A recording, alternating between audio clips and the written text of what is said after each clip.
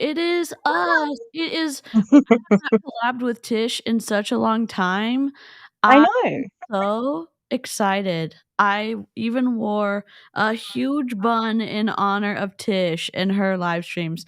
So let me pull the chat on the screen, and it should be both of our chats together, being friends forever. And right on the side, there we go. Tish, how are you? I'm good, and strangely enough, I've got small buns today. You've got space buns. I love it so much. Y'all, the thumbnail was created by Tish, the incredible artist. And I'm like, Tish, how can I be as cool as you made me appear in the photo? Because I have like on this jacket, I've got on like cool headphones, and I like a beanie, and I'm like, oh, if I could be this cool, I'd be so much happier. Oh my god. Okay. Yeah. Tish, can you I'm gonna link Tish in my chat. So while I'm linking you, can you introduce yourself to my live stream? So I then as can. we're going over to sub to you, they know who you are. Okay. Hi, fancy meeting you here in this little old place. I'm Tish, and my channel is called Echo Echo because there's Echo and Narcissus. They were like a Greek mythological thing, and Narcissus was obsessed with their own image, and Echo could not speak but anything someone else said, and that's what I wanted my voice to be on YouTube. So that's where that came from. And I didn't start out going to be an anti MLM creator. Always liked the genre and watched a lot of content, but I saw a few things that were like, oh, that bothers me. And so I made some videos and I really love it now. You're Yes. incredible. You're incredible, seriously. And like Tish, we've done an iGenius stream before together. Tish is so smart. And think like seriously, I know she's gonna be like squinting and being like, oh my gosh, no, no, no.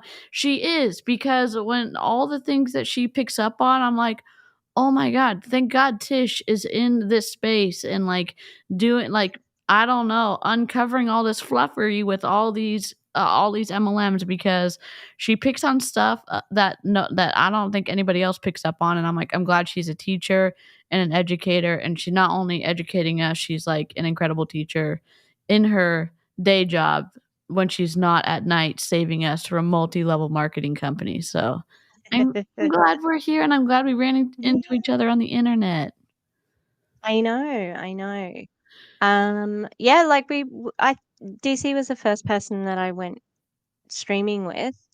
Um, and yeah, it was just sort of very natural and yeah, it's fun. And um, like it gets busy, and so then we say, hey, let's do this, or this, and yeah, it's a bit sucky that we don't have more time, but that's all right. We made it today, Yes, so I'm seriously so excited, and Tish, like, she's so kind to me because she'll be like, "Hey, do you want to collab?" And I'm like, "Oh my gosh, yes!" And then I'm a little, I y'all know what happens on my own streams. It happens in my real life where I like get distracted so easily, and Tish like doesn't hold any like I don't know irritation with me in her heart. She's just like, "Hey, you still want to collab?" And I'm like, "Oh my god, yes, I still want to collab." And I'm so excited for tonight's collab because it is the incorrigible Jessie Lee Ward, but it's a Twisty Throwback Thursday, and I think that maybe we'll try to make this a series because do we love the word twisty, and we love twisty things on my channel, and I think Tish loves debunking twisty things on her channel, so I think it's like a perfect, I don't know, collaboration, and I'm excited. So, yeah. where did you find this And video? what was I looking for? I think I was looking for Pride, because we had our Pride bingo thingy like last live, and or maybe I was just searching for Jessie Lee on YouTube. I don't know, Mm. but I had noticed there were a couple of really old ones, and I'm like, ooh, Interesting.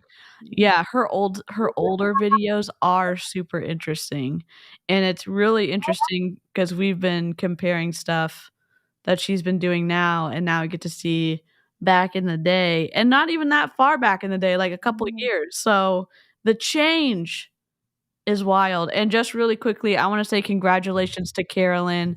She found out that she is cancer free, and I am so happy for you, and I think the live chat is going wild for you as well. So just wanna say, like, Woo! we're so happy for you. Um, what do you people are being wanting to know what you teach, Tish. Oh, okay. So I'm a high school teacher, so that's the age group that I teach, and I teach mostly, well, no, not mostly. I teach all in the arts at the moment. I teach drama and visual art, but obviously I could teach media as well, and I have taught media before. And then what else did I do? I had a culture. So people in Australia, they learn a language usually at school, and we don't have a Japanese teacher at the moment, so we just did a lesson called culture, and I had the naughtiest class, and so we just did art. We Oh, just did art, and they loved art. They loved it, and they were really, really good, and I actually found myself looking forward to that class because they just loved, being able to do something a little bit more fun. I would have hate to have been their maths or English teacher yeah. because that would be difficult. Yeah. That's awesome. Well, Yeah, I so mean, that's it. that's awesome.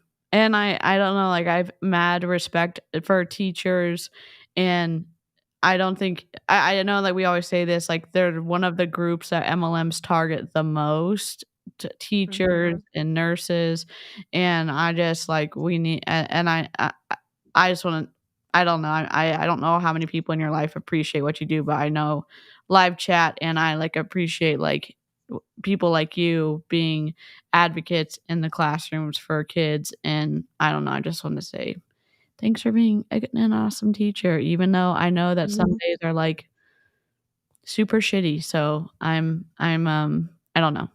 Thank you for being a teacher, and thanks to all the teachers in the chat as well, so, Yeah. Well, um and I had been talking to, Rachel, AKA Rutro, except I had mistaken her for an, health after MLM Rachel. Like, 2 Rachels, and I got you confused. But yes, and so she's a teacher as well. There's a few of us around, Yeah, and yeah, I think, it just feels natural to do that sort of advocacy work. And in Australia, I don't have to worry about school shootings. Fantastic, you yeah, know. Um, and Queensland, where the state where I work, we have the best union. We have a really good union cool, who fights quite hard for us. So, um, yeah, I would say in the world, like our union is very strong. So, and I'm a union rep as well, and um, we're kind of like a union family as well. Like my dad, he spent a couple of years on a picket line.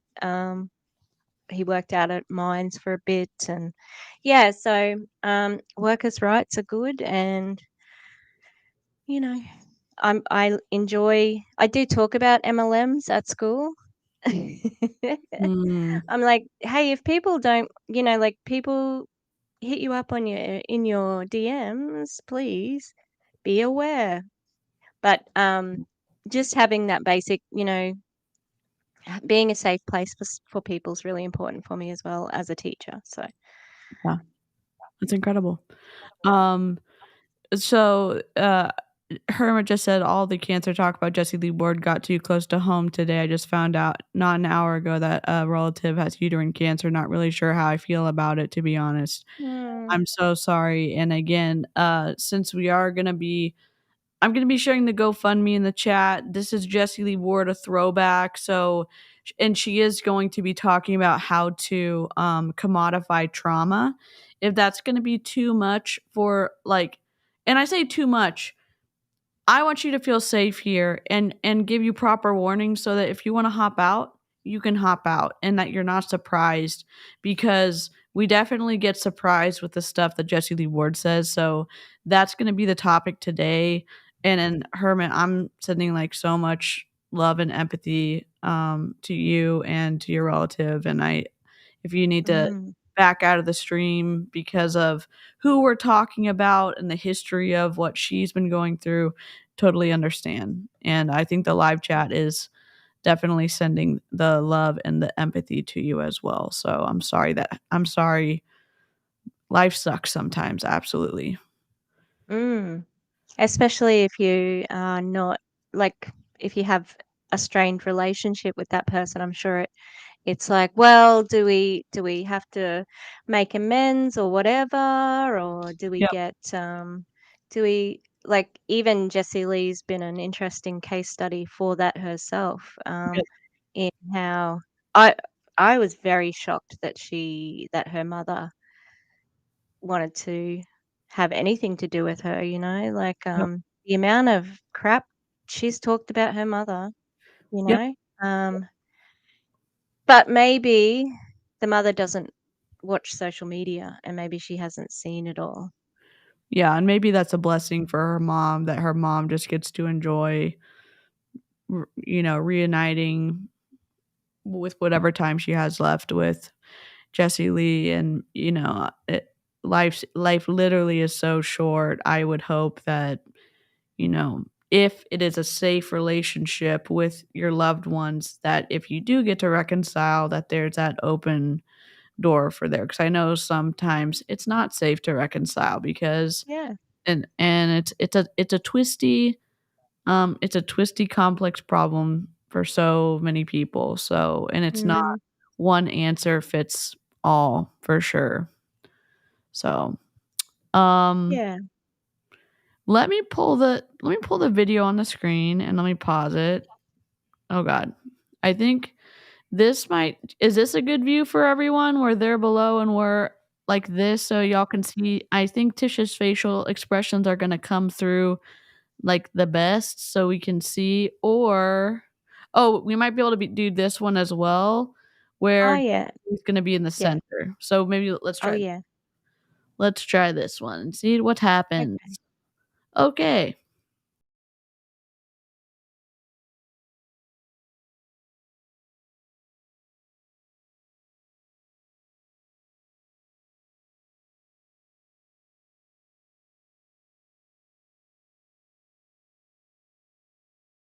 Okay, I'm just gonna fast forward it.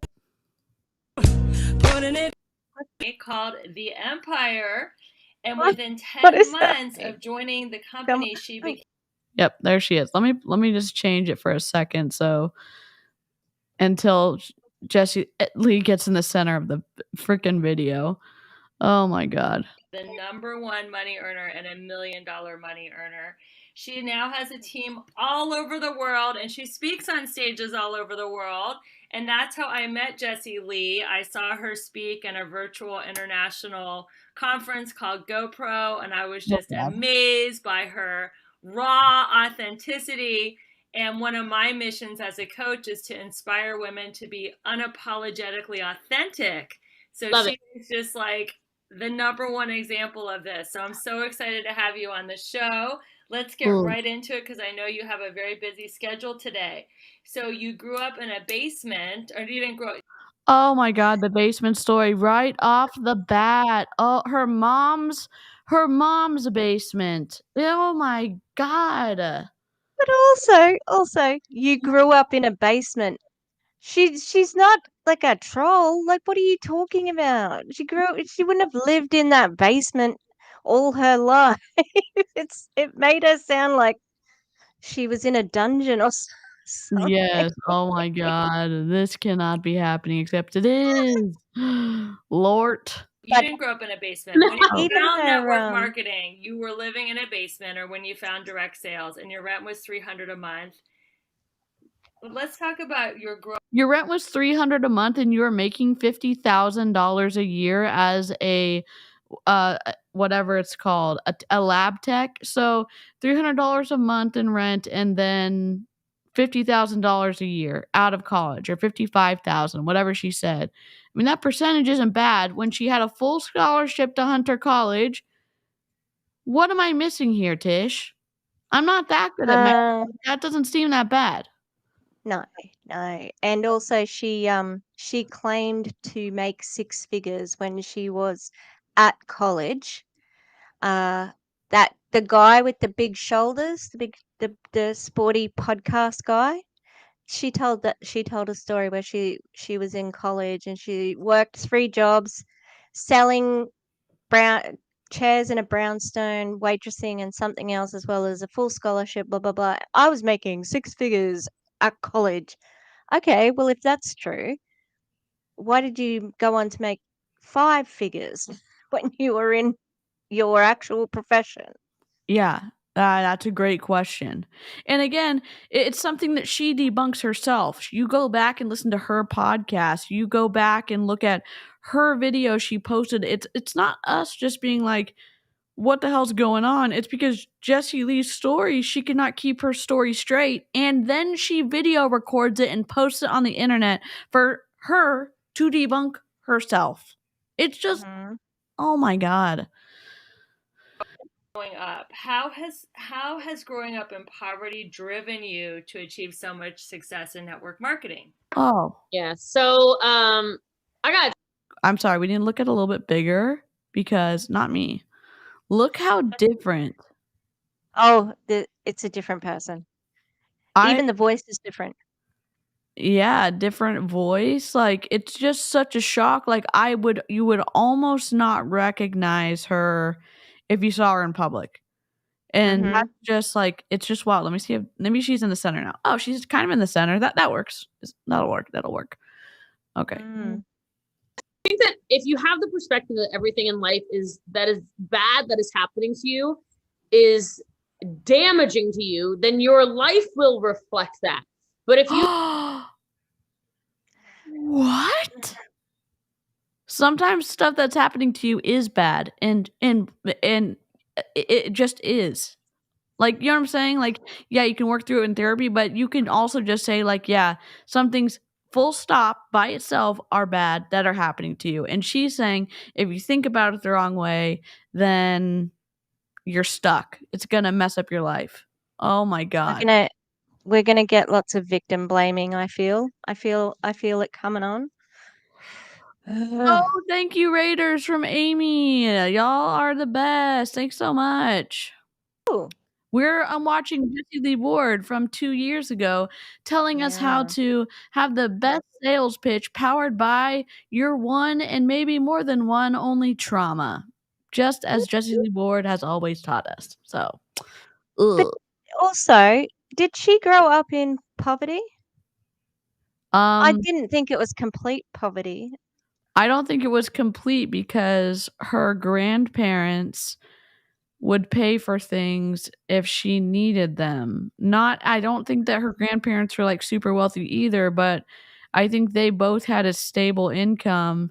Her mom did not, especially after her dad went to jail, and then I think her stepdad was also was awful, and it was tumultuous, and she got scholarships to go to school, and then her parents paid for like field trips and other stuff. And she just felt that she felt maybe like that because her mom couldn't pay for things that she was in poverty, but it's a little twisty. It's a little bit unclear. And do we know that what her actual what the scholarship was in? Like what good sort question. of scholarship? I like what her degree was in? No, but like so what grounds did she get a scholarship? like affirmative action or army person child or like I something think it like was that? an academic scholarship. So I think that she got it based on her grades and certain so here in Texas, ABB. if you're in the top a certain percentage of your grade point average in school, you get an automatic in to go to any Oh, state school. I think that you want to, and then there there are some scholarships available for like the super super super smart kids. So I don't know. I'm not sure exactly for her, but she has alluded that it was a academic scholarship. okay. Yeah, Maybe Erin knows. yeah. Erin, We should ask. hit us up. I'll mute myself while I press play, and we'll find out.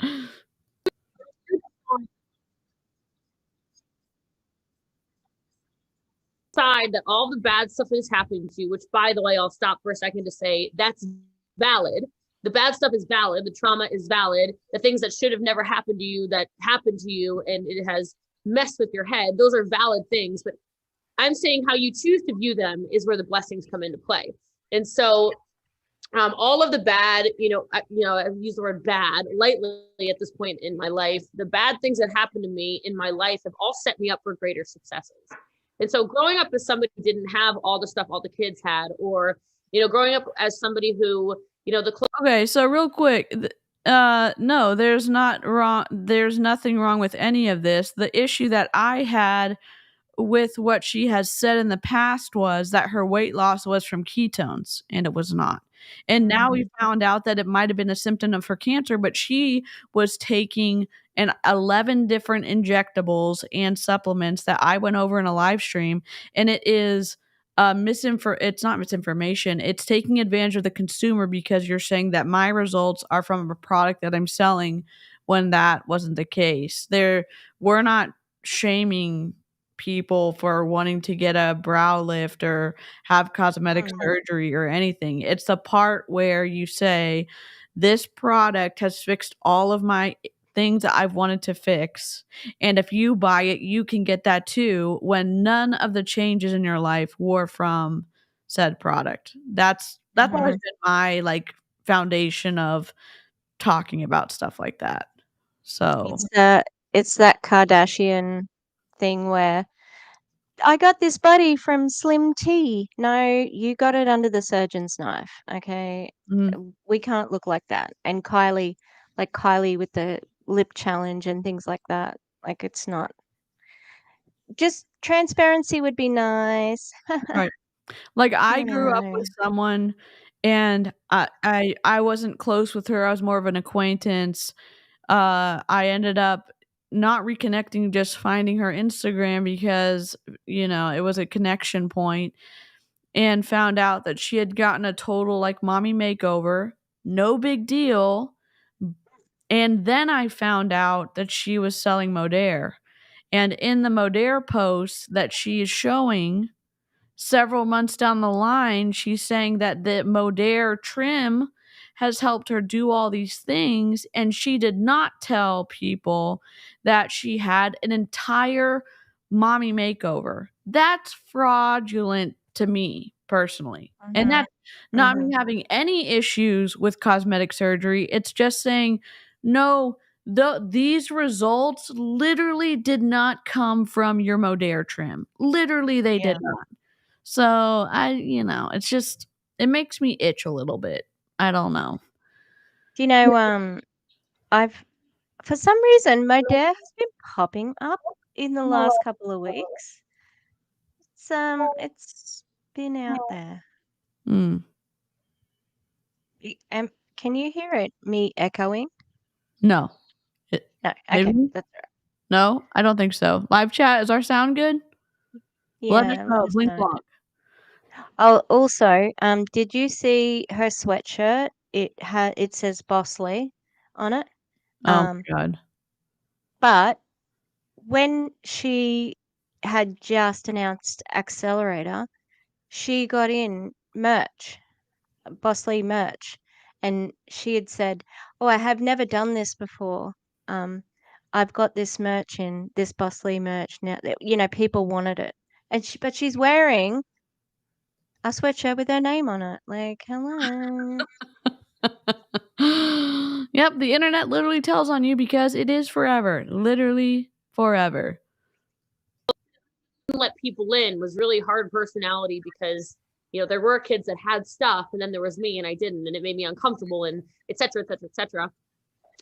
All of those things, I look at how I am in network marketing now, and not even just network marketing, business in general, because I have a lot of businesses. It set me up for huge success. Like, a lot of people are so scared of the word no. I know you know this, Rebecca, right? Like, Tish has a bit of an echo. Hold on. Sounds good. Let me look on my phone real quick. Oh, is it me? I hear an echo on my end. Hold on. I think it could be me. I'm sorry. I don't think I have it. Well, I don't mute when I. You're good. Should I mute? No, the echo cancellation could be. It should be working. So let me just mute myself just in case. It's okay. No biggie. 5 times, and you would think that they were basically shot at, right? People are told, oh, not right now. Oh, I don't know if that's for me. And people mentally shut down. They physically shut down. They literally go out of business. And it's like, because somebody told you no?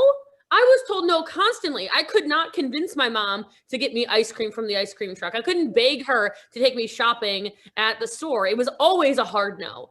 And so I stopped going to the same people over and over again. I stopped going to my mom for the same thing over and over again. I started, being resourceful in other aspects. And so I'm confused. Your mom let you live in her basement for and maybe she increased your rent from $0 to $300 a month, and you were getting $55,000 a year as a lab tech.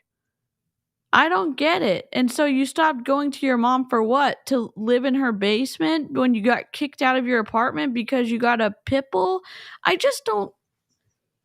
I'm confused at the story. I really am. It does sound like she was, like, I don't know, just going around and asking. But, like, what do you mean? Are you asking other people to buy you groceries? Like, what do you mean? It's really weird. Like, Yeah, and if you're just joining us, if this is your first experience with Jessie Lee Ward, I mean, I don't even know if it's even possible to catch up, but start with Aaron Bees' channel and watch, like, the disintegration of Aaron being one of the original people that had come from Modere to prove it, and then how Aaron kind of woke up, got out, started educating people, and then Jessie Lee literally has lost her shit in specifically going after Aaron and Julie Joe as they're speaking out about this. And you can, and I mean, you can even compare, you don't have to listen to our commentary. You can look at Jessie Lee Ward stuff and listen to the contradictions yourself. So,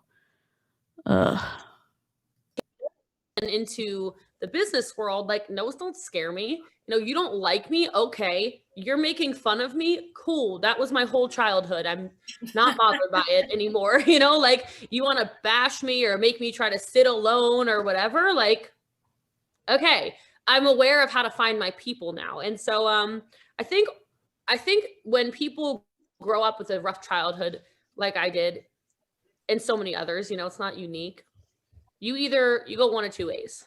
You either go super far down the negative, toxic, life is terrible, and I'm just going to keep on perpetuating these bad things in my life rabbit hole, or you fly, because everything that happened to me. What do you mean you keep on perpetuating things? Like, if you've had a traumatic situation happen to you, it is not your fault. no. And she is making it seem like you put yourself in a situation that made something bad happen to you, and that's awful. And it's hard to get out of that thinking if you're around people like Jessie Lee, who's saying like, oh, and it's that same undertone of when people say like, oh, well, what were you wearing when you were SA'd? It's that same flavor of what she's saying, and it's like, no, sometimes trauma is trauma and you didn't do anything to deserve it a lot of the times. Mhm. Like, and I say that you Absolutely. never do anything to deserve trauma. So, God, No, just be. especially as a child, you know? Yes, especially as a child. Happy birthday, Gracie. I hope you have a good day. Happy birthday. Like it's rocket fuel. I'm like, oh, okay, well, all that happened. Now I learned. So you can choose to learn. There's lessons in everything. And that's what I chose to do. Yeah. That is so beautiful. Well, you've definitely flown. So you That is so beautiful. Can I just get a podcaster or an interviewer that has some semblance of like I don't know, journalistic like undertones of following up with something, because they all say, "Oh, that's so beautiful." That's not Golden. beautiful. That was gold. That was gold. No, that was nonsense. That was word salad. Yep. just all over the world as a trainer in network marketing. What makes your training different from all the other trainers in network marketing? Oh, just the best. Okay, that's funny. No, okay, so I teach on stages around the world that are also not network marketing based, which is really cool. All stages. So this is 2 years ago. Right around the time she threw a fit when Brian Underwood wouldn't pay her to speak at the Prove It event, when she skipped out on going to the Prove It event because he wasn't going to pay her. And then she was going to GoPro for free to speak because it was like Eric Worre was her mentor, so she said she would do anything to help him out, and then he was giving her jewelry as a thank you for speaking at GoPro. So at this time, in my opinion, back 2 years ago, she's not getting paid her fee to speak. She's showing up at cost to herself and speaking, and then claiming that she is this world-renowned speaker. I don't know. That's just what it seems like to me. What do I know? I just watch too much Jessie Lee Ward content. Oh, that's what I was going to say too. If you want to look at where the bridge that Jessie Lee has gone on, if you've been listening to her podcast for like reacting to her podcast as well, so there's a lot of information in there as well, and you can see where she's evolved. But hearing her say, "Oh, I'm just the best," I mean, so the ego has always been there, and I think that's probably her biggest downfall. You know, like ego, ego.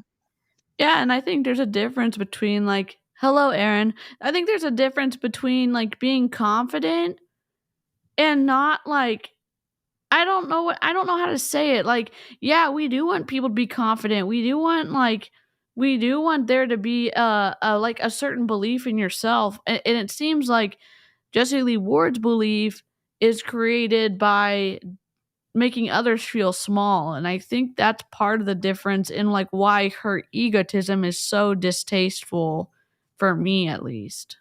I don't know. 100%. Ugh. And look, it's Ove's birthday as well. What? Oh We my have so gosh. many Y'all, if you have a birthdays. birthday in the chat, drop a birthday. Let's say Yeah. happy birthday to everybody. Oh, happy birthday. Oh my gosh. Let me drop Ov's shop here too. Ov is also giving a special birthday treat if you buy something from their shop. Ooh. You also get a discount with DC, but they're also giving an additional little gift if you buy something through today, I think. Ooh. So fun. Yeah, absolutely. Oh, damn it. I was going to say something else. What was it? I didn't do any research into this person. Do you know who she is? Or I does have no anyone idea. She just recognize looks like her? an actress from the 90s, and I can't Oh. but I don't think she's an actress. I think she's well, when I went to the YouTube video, it only had 9 views from 2 years ago, so I was the 10th view downloading it, so no shade to that. I just find it interesting if you really did get the number 1 network marketer in the world, you include her name, you put it in the title of YouTube, and then no views. So really, like, I just got questions. Mhm. Oh my god. Like I have a lot of stuff that has nothing to do with network marketing. Network marketing is absolutely my largest source of income. I think it is the most appreciated profession in the world. So if you're listening to this and you're considering a network marketing opportunity, I would say yeah. Okay. But what makes me different? Couple things. First of all, I yell a lot. Second of all, I shun people when they leave my team. Third of all, I say I'm about kindness, and yet I am very mean. I mean, what, like, really, like, what makes you different? I mean, she's about to tell us. But also, the most underappreciated profession in the world. So it's not nurses, it's not garbage men, it's not or garbage people, it's not, I don't know, doctors, it's not firefighters, Yeah, not them. people in military service. It's not those. It's network marketers. Yeah. Wow. It's a chuckle. It's an eye roll of a lifetime. Seriously. Oh my god. like anyone else. So if you watch me train, if you watch me coach, before we started recording, we had a little bit of a conversation and you were like, you are contagious. Like you're so addictive. I'm like, yeah, I know. Right. Like I have this energy about me and it's, you can't fake it. You know, you can't fake good intentions because people are so. This is funny listening to this with, oh, let me put the GoFundMe again. Here's the GoFundMe for current and we call her Yehudis. It's Avi's wife. Avi is Jessie Lee's boyfriend. Avi is still married and has refused to give his wife a get up to this point and has not participated, maybe as one should in my opinion, in the divorce proceedings. Because not only do they have to get divorced legally, they have to get divorced religiously. And who holds all the power? Avi does, because he is the one that has to give Yehudis a get. And so we are raising money for Yehudis. And we are protecting her name. So there we go. Nightbot should be coming up soon with the link, and I will pin it. So I'll pin it on my channel. Yeah, Mojo Jules. That's what I was going to say before. It's arrogance, and that's the difference. Confidence is different to arrogance, and that's Jessie Lee's brand right there, along with shock marketing. Yep, I think that's a great point. Absolutely. Like, I'm an empath, I'm intuitive. I'm like, everybody has intuition. Everybody does. It's not a new thing. People just never talked about it before, right? Like, I'm like, good. So you can tell when there's good and there's evil, good, right? But I'm me, and I've never tried to go on stage and be, you know, the sweet little docile whatever. Oh, okay. She just went on stage recently and she said, "You can tell a change in me, can't you? I was so loud before. I was so maybe like non-consumable before, but as I've grown and done like whatever self-development, you see a more cleaner, like a more refined version of myself, don't you?" And that directly contradicts what she's saying here, that she didn't have to change. She's just herself, and that's what makes her so appealing. So which is it? Are you yourself, or are you just yourself until you get into the right spots and then you're going to look like everybody else? Yeah.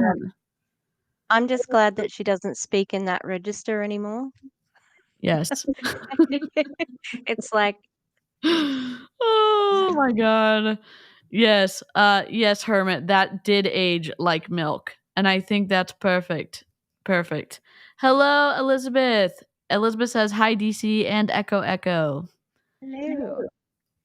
Sweet moments. I cry on stage. I do whatever. But my energy is just very different, I think, than a lot of people. I'm funny, you know, like I throw comedy in there. And I also think that I have a very unique story in the sense of I've had 3 businesses I've built from nothing to multi-millions annually. 3 separate. 3 Nothing. slumber party, From nothing. right? It turned into pure romance. Then Modere. Then Prove It. No?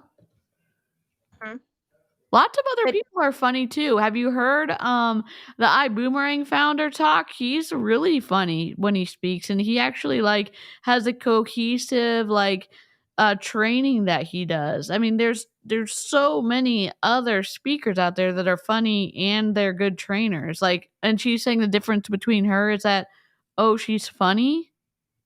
Okay.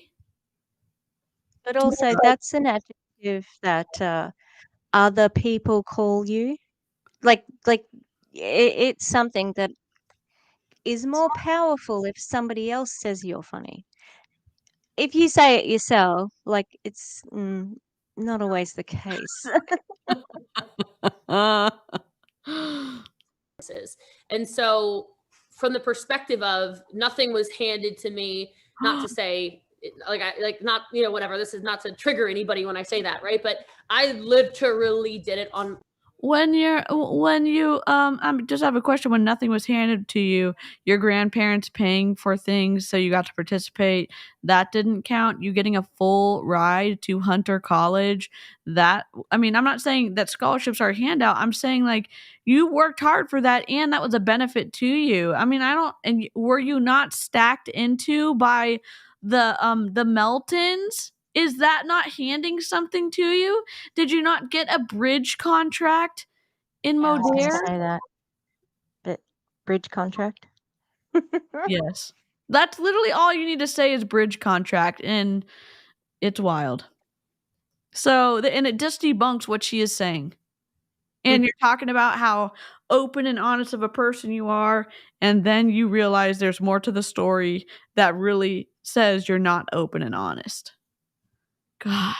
Oh, yes. And the fact that Lisa Grossman pays for all of her travel and all of her hotel stays. Really? Jessie Lee admitted that on a Facebook Live. I've downloaded it. I can send it to you, Tish. She admitted because Jessie Lee does so much for Lisa Grossman in terms of volume that Lisa feels like she has to reward Jessie Lee by paying for her first class travel and all of her hotel rooms. Lisa Wow. Grossman pays for that. Wow. Does that not sound like something being handed to you? And It Hermit, me. Hermit. I can't put I can't show the comments, but Hermit had a good one where, well, weren't you just given that vice president? Yep. I can't believe that she is still saying, I am the VP. No, you are not. Literally. Oh, if you don't know, Lisa Grossman is her upline in Prove It. So Lisa Grossman is legend. She is the same rank that Jessie Lee is, but Lisa Grossman has been legend for a long time. She's the one, when Jessie Lee got fired, she got terminated from Modere. Eric Worre and Lisa Grossman, whatever, somebody called her, told her to come. She got wooed into Prove It, and then Lisa Grossman has been giving her stuff ever since. So, also Lisa Grossman bought her a Birkin bag as a thank you for Christmas or her birthday one time for all of, the money that she brought into Lisa Grossman's team. And if you don't know what a Birkin bag is, they're like $15,000 for the lower end cost of one. And there's a waiting list. And there's a Wow. waiting list. Yep. Holy moly. Without any help, so to speak, 3 times. So when I talk, Okay. people go, no, like, she knows what she's talking about. That girl's like top recruiter in the world in all network marketing. That girl is a sales monster. That girl is developing leaders so freaking fast. She's the culture queen. I'm just going to listen. So when Jessie Lee says that she is the vice president of Prove It, someone named Malia Martin is the vice president of brand management at Prove It. So she's not the vice president. And also, there is a vice president of marketing operations at Prove It, Lauren Grist. So there's 2 other vice presidents at Prove It. So what are you saying? You are the vice president of Prove It. No thanks. Literally a lie. Debunked by Aaron. Yeah. Come on. And this was 2 years ago, and she she is number one on one thing, which is the business from home website. But she went from about 800 to 1 like overnight. And she did So it what? because of Aaron and Julie Joe, because everyone was saying, you're not even ranking on business for home. And so her ego got so hurt that she submitted her little payroll checks or whatever, her checks from Prove It, so that she could be on the number one spot. And just as a heads up, business for home is just a multi-level marketing pro multi-level marketing site. If you don't submit your pay stubs to it, they cannot rank you. So I don't see how Jessie Lee is actually the number one network marketer in the world. I would say no. Yes, Aaron, this video is from 2 years ago. I'm wondering now, and I wondered it before. I'm like, was this when Aaron was in or out or questioning? Mhm. Ooh, we're in that sweet spot of where she is sort of like we don't know where she's at. But also it's the same, she's telling the same things. And it feels almost like it's she's more delusional now in a sense. Do you know, Mhm. like, or and it's all talk. I don't know.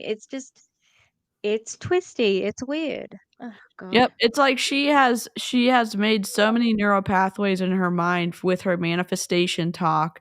And she had mentioned at one time where she had said, was I the number one network marketer in the world when I started saying that to myself? No. And so I don't remember which clip it was, but she has admitted that out loud. And so I think that she has said so many things about herself that don't match up with reality, that I think that it is I think she's confused with like what's real and what's not. And that's just my Yeah. opinion. And so 2 years ago this month I got out. Holy moly. Y'all, if you don't follow Aaron and you want all the tea on Jessie Lee, go follow Aaron. Also, congrats. Congrats on getting out. I think the live chat is rooting for you hard for sure, Aaron. All right. And so I know like people that don't even like me watch me. I'm like, you should. If you don't like me, I would still watch me and I would take notes and then I would repurpose it and try to make it my own because it's good stuff. It's good stuff. But I would say it's mostly I'm me. I'm not trying to copy anyone else. I'm not trying to do your trainings. I'm not trying to do anybody else's trainings. I'm not trying to. She has specifically said she reads books and then she takes the books and she makes training from them. She specifically said that. She's taken trainings from big trainers in the industry and has proven it for herself. She literally does that. And now she's saying, no, she doesn't. Wow. But her accelerator is directly copying Eric Worre, and I'm pretty sure that she stole a heap of the Melton's trainings as well. The Yep. way they train. Yep. Because I've downloaded the Melton's PDF on their ad tag message funnel stuff, and it is almost word for word what Jessie Lee did. And I don't know if, and again, I maybe I leave the door open to saying like maybe they did it with her or she thought they did it together. But from what I understand from Aaron, Jessie Lee doesn't come up with a lot of the stuff on her own. And we've seen that because Sasha and Mateo came up with their new app or whatever that she said, oh my gosh, me too. Me too. I put my name on it as well. And a lot of other people around her, she is using their intellectual property to prop herself up. So maybe it was the Meltons. And she said, no, I made that up. Mm-hmm. I don't know. So this was posted on YouTube on the 1st of June 2021. So that would have been so maybe around about the time Aaron was leaving. Wow. Yeah. Interesting. Yes. Aaron is a gift showing the light. Absolutely. You know who else stole all of his content? Keith Raniere from Nixium. Oh my God. Yeah, and Aaron literally has done so many videos. If this is like interesting to you to see the twistiness of Jessie Lee Ward, go to Aaron. Seriously, like start from the beginning and binge watch. all of the Jessie Lee Ward stuff. And this is from Tish's channel. She absolutely doesn't teach that to her downline, though. They pretty much copy everything she does to a T, from the nicknames to even when she had the colored extensions. Yep. Just trying to be Jessie Lee, and that makes it easy for me, fun for me. I don't want to say effortless, but pretty effortless and carefree, and then it's something that I really enjoy, you know? So I think that makes me stand out. Yeah. So you talk about people not liking you and they want to listen to you anyway. So did you ever were your feelings ever hurt if anybody like talked shit about you or didn't like you? My feelings were hurt this week. I actually asked my friends, I said, I'm not like, I don't know all the planet stuff, but I literally texted some friends of mine today and I said, are there like things out of alignment? Like, are those retrograde things right now? People are being really mean this week. And when I was like, yes, I actually asked so-and-so because, you know, someone who knows all the planet, whatever. She said Mercury's out of whatever the thing is, right? I'm like, I knew it. You know, here's the thing is that I think people forget sometimes that even if you're doing it behind the internet, these are humans. Yeah. And the only way to completely avoid the hate would be to not look at it at all. And meaning like if I was Beyonce and I never actually have logged into Instagram, you know, like I have somebody managing it, but this is me. So like if you're live with me and you're bashing me and I see it, like I don't go down the rabbit hole like a lot of people do where I'm like, oh, it's true. I look like a man. Oh, it's true. I mean, literally, she always focuses on things that MLM, like, or whatever, the anti-MLM grouping, like, don't focus on. She, like, hyper focuses on the hate comments of her physical appearance, or whatever else. And it's like, no. We're talking about your unethical business practices. We're talking about your unethical recruiting practices. We're talking about generally how you treat people like shit. And now we're talking about your pseudoscience, specific things. And then she said, like, oh, you look like a man. I've never said that. I don't think, like, how does that play into how you treat human beings? Because that kind of matters. And she doesn't seem to care about that.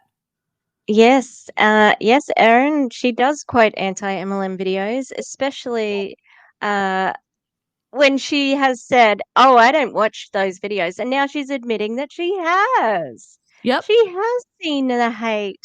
And remember when they did the panel on, was it last year's GoPro where they role played being anti-MLM creators? Oh, damn. Jessie Lee, she knew it all. She was word for word quoting us. So not specifically me, but you know, like the what she has seen and heard. And even with the Columbia thing where she's like, no, you don't even know. I don't even know what they're saying. And then directly Yeah. We don't repeating know what phrases. anyone's saying about you, and you can quote it word for word. Or how do we, like, and we literally know that she is watching Aaron and Julie Joe's videos because there are so many people in the comments too saying this is so twisty. And she brought it up in one of her lives a few days ago, like, oh, y'all are saying this is so twisted and blah, blah, blah. And it's like, we didn't say twisted. We said twisty. So, like, you know, she's watching it, and you can't just, oh, it's like not, it's too coincidental that you know exactly, like, and then she started doing trigger warnings in some of her videos. How would you know that we have an issue with that if you haven't watched you would have never done a trigger warning ever in your life. And now she's doing some of those in her whatever, in her live streams. So, but she did just say that she did use the word trigger before, and I was actually a bit surprised to hear her say that. I am surprised too, because she hasn't done it in a very, very, very long time. And yes, she does know what y'all are saying, and so Clowntown saying that as well. We love that. Clowntown. Yes. I'm so loud and stupid. Oh, it's true. I should shut up. Like, no, because I'm never going to shut up. Okay.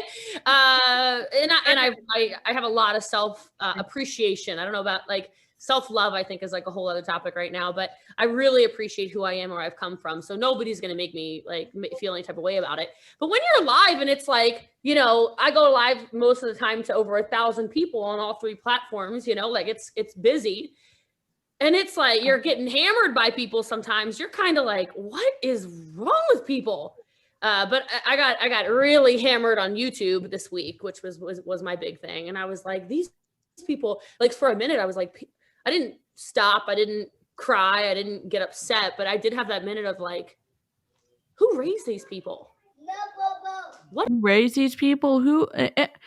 I'm so mad. Okay. And Julie Joe shared this in her TikTok. Yehudis reached out to Jessie Lee and said, "You are dating my husband." Julie Joe said this on her TikTok. And Jessie Lee said, "Show me some proof." Yehudis showed her the proof, and Jessie Lee basically said, "Go kick rocks." And so you are now passing judgment on these people on the internet who have something to say back 2 years ago about what you're doing. And you're saying, well, who raised you? Well, who raised you, Jessie Lee, to treat people in such a demeaning way and treating them as if they are like literal dirt? Seriously. God. Sorry, Godson. What is wrong with these people? Why are they so hateful? And then you just have to remind yourself that when people are being nasty about you, they're not talking about you. When people are hating on things you're doing, they're not talking about you. When people are... We're literally talking about you. This is you. We're addressing you. Your behaviors, your choices in life, your manipulation. Like, and she said before, oh, who raised you? Is that your godson in the background who you spanked when the parents don't spank? Who like, it's not you shouldn't be raising them either. Yep. It is a different tact on her though, like saying not admitting, like saying I don't watch the hate or whatever, you know. Yeah. Yep. And we do know her corporate filings. The one that's still active is her Cherry Blow Dry Bar. She has other corporate filings, I think, for tax purposes, for where she runs her business through.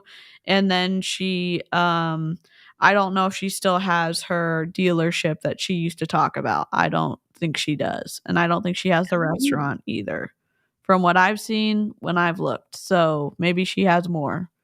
And she says she has a crap ton of investments. So, and as she told Avi, someone asked, "Do you make more money than Avi?" And she said, "Bruh, I'm a rich bitch." That's what her answer was to someone on the live stream. So it's distasteful, I guess, to me. And she had a business under her dad's name as well. That had the SEC. I don't know if the SEC like made it not okay, but it has been like, it's not active currently, and there's an SEC thing next to it. So I don't know. Someone smarter who knows about tax stuff, reach out to me, because I've got questions. So you know, tearing up your profession, they hate their profession. No. When people are saying your body this, your body that, your face this, your whatever, you know, you're a scam artist, you're whatever, like, what? Your full-time job is hating people on the internet? No. You have a broken compensation model where the people at the top always win because the middle and lower tiers have to lose so that you can stay earning money. You make money when someone buys volume from the company, not when someone sells something to a customer. That's inherently broken. So that's what we're talking about. We're talking about, looking at, show a picture of a private plane, show a picture of a Lamborghini, show a picture of a Porsche, show a picture of you living in a luxurious home in Frisco, and those are income claims according to the FTC. That's the issue we have, because you are saying, if you join me, the number one network marketer in the world, we had the best systems ever, and it's a sure thing if you want to partner with the best. And here's what it looks like. That is wrong. That's what we're talking about. God. Rage. I know. And in the bottom of the thumbnail, Tish is like, let's rage together or something. I know there's a part like they're like, I knew it. I knew it. I knew it. I knew it. And then she did call Aaron morbidly obese.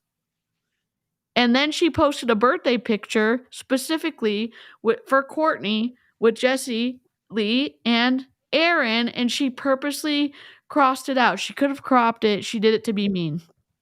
Mm-hmm. She did it to be mean. Absolutely. Everything she has on social media is on purpose. Yep. It's very calculating. Absolutely. It's strategic. It is strategic. That's okay. We just Right. have different morals. We have different sets of values, and that's okay. But that is not my problem. That's yours. And I think that if more people would just focus on when somebody is saying a bunch of stuff about you, they're not actually talking about you, and you choose to take the moral high ground, you'll have a lot more abundance and happiness, etc., come into your life for sure. I love that, Jessie Lee. They're talking about themselves. It's like, No, we're literally not talking about ourselves. I don't get it when they say, like, oh yeah, some people, what does hating on the internet mean? We're literally saying, like, please tell people the truth and follow the guidelines that the FTC has laid out, stay within the boundaries, and tell people the entire picture so they can make an informed decision. Oh, you're not doing that. We're going to call you out. Oh, you're making an income claim on a Zoom that you thought no one was ever going to see the light of day. We're going to call you out. I don't see how that's me saying, like, oh, that's something that I hate about myself. I don't like people taking advantage of others. That's what that says about me. Yep. Yeah, absolutely. Now the woman who is doing this, she is an actor. I didn't realize she was an actress or actress. But Oh, really? yeah. But she was in let me have a look if I know if I can recognize something she was in. But she's got like some sort of coaching business as well. So Oh, God. okay. Nothing I've ever heard of in is on her IMDb. Okay. But she's got something called the Magnetic Abundance Mentor. Ooh. That sounds The awful. Magnetic Abundance. Oh gosh. Danielle Ryan, she might want to check out the Magnetic Abundance Mentor. Okay. I'll send her a message right now. Of course she's a coach. Ugh. one finger's pointing at you, there's three pointing back. 3 pointing right back, girl. Tell them. That's right. So that is amazing. So let's talk about hitting bottom. Okay. So you talk about 2017 and you lost were you engaged, your romantic relationship? Oh, girl, I lost everything. Let's just go down the list. I lost my okay. Yeah, Where do we start? Oh, okay. So 2017. First of all, my Nana died. That's the woman who raised me. Your mom raised you and your grandparents raised you, but your mom raised you. Like, I don't understand. I don't get it. Her dad went to prison and her mom was there the whole time. I don't get it. I mean, her grandparents were there too. And I'm glad she had someone who loved her. And I think she truly felt loved by her grandmother. And I can say that and be happy for her that she did have a grandmother. It's actually the only lasting horrible thing that happened of 2017. Everything else ended up fine, but that's so permanent, but everything else is fixed. But also, like, she's here all the time. There's not a day that goes by I don't feel her. There's not a day that doesn't go by. I don't still pray for her. You know, I feel her when I'm doing, like, all the time. You know, I smell her sometimes. It's the craziest thing. So I truly believe, you know, I've got angels. So that's okay. Even honestly speaking, it was her time, unfortunately. But that was the only permanent thing. Yeah. So I had gone through a divorce. I had been separated, divorced. It's Vic, by the way. So like, we're back together again. So like I said, it's not permanent. Everything's good, but Can I just say one thing? I used to follow Jessie Lee because I was in Mary Kay, and then I thought she was a good trainer at the time, whatever. And then she went on like a rewards type of deal with the Meltons, celebrating her rank with her husband at the time that she was in Modere. So when she's saying that they were separated, I've got questions because of when I saw those stories with her and her husband and John and Nadia, and then all the other stuff came out about Vic. I was confused. That's all I'm going to say. Is that her husband was Vic? No, her husband was Shane. Vic is the chief marketing officer of Modere. Yep. We were together 5 years ago. And then 2017, all exploded, blah, blah, blah. Long story short, back together again. Perfect. Awesome. Happy. Give me babies. Let's get married, etc. Again, you're going to get married again to the same guy. No, a different man. Totally different man. Okay. It's too long for the podcast. Another story. Too long for the podcast. I got betrayed by who I thought was my best friend. Really lost nearly every close friendship of mine for the same reason. And then I was terminated. I was making over $200,000 a month. I was terminated. So she was only making $20,000 a month in Modere. She said that she had hit the top, whatever she has said before. She hit the top rank in Modere. And those top ranks only make $20,000 a month. Give me. I got questions. I know that Aaron is in the chat, dropping all of the deets. And who turned in the info to Modere about the affair, Jessie Lee? Oh, that was your husband. Yikes. And then I was getting sued by a master distributor of a company. I sued a company. I mean, it was crazy. Like, it was like if a dumpster was on fire. She was saying 20,000, right? She said she was making 20,000, not 200,000, right? Maybe I misheard. It was like, well, here's her personal life, throw it in. Here's her professional life, throw it in. Here's her romantic life, throw it in. Here's her, like, it was like everything was falling apart. But I gotta tell you, I don't want to say like I took like a sabbatical from God, because that's not true. But when you feel like you're spiraling out of control and there's nowhere left to turn, and this is not like, I'm not going to tell anyone what to believe in, but I will tell you, your faith will get tested. You will get shoved towards a higher power because nothing makes sense. And so I was raised in the church, you know, like 5-6 days a week with Nana, like never stopped believing. But I was like, I hadn't been to church in a decade, you know, I hadn't opened a Bible and I couldn't tell you when, you know, like I was like a fair weather Christian, you know, I was going on Easter and Christmas, like, hey, here's my, and it made me go, whoa, you have got to realize that there is more to life than what you're doing. A lot of stuff seems like it's out of control, but it's actually perfectly in control. It's happening exactly how it's supposed to. And as soon as I started having more faith towards my life actually has a plan, and I'm not supposed to be the one that controls everything. I mean, I'm in such a beautiful, beautiful, beautiful space in my life now. And everything has come back together exactly how it's supposed to. And I just, as much. Yeah. So she grew up Episcopalian and was a fair weather Christian, meaning she was going to church, but she wasn't really in the word, whatever the churchy term is. And now she is an expert on Judaism and the Talmud. Like she brags about it on her lives that she knows more about being Jewish than Avi does. So it's just if you watch current stuff of Jessie Lee Ward, this stuff is even twistier to listen to. I don't. To me, it is. Yeah, it's very interesting because of, like we said, there's 11 views on this video. No one's ever really watched it, so it is giving us a bit of an insight into it. But she's always about the one-upmanship. Like she always has to be better than everybody, and it's like, and it's stupid things like drawing blood when she first started.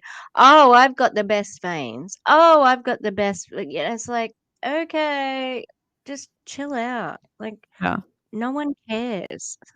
Yeah. And I wonder if that's something from like her childhood of like, I don't know. I'm not a therapist. I know therapists don't diagnose people without talking to them. I just wonder if that's something that she has latched onto because of how she viewed like her childhood, and that she like is bringing the best to a situation so people will accept her. I don't know. It's just she does it in every single live that she does. She'll do it in almost in every single conversation. So it's just it comes up so much that it's like I wonder about it now. So 2017 was something that I would, honest to God, I mean, that's like just sugarcoating everything, honestly. I would look at some of the worst enemies.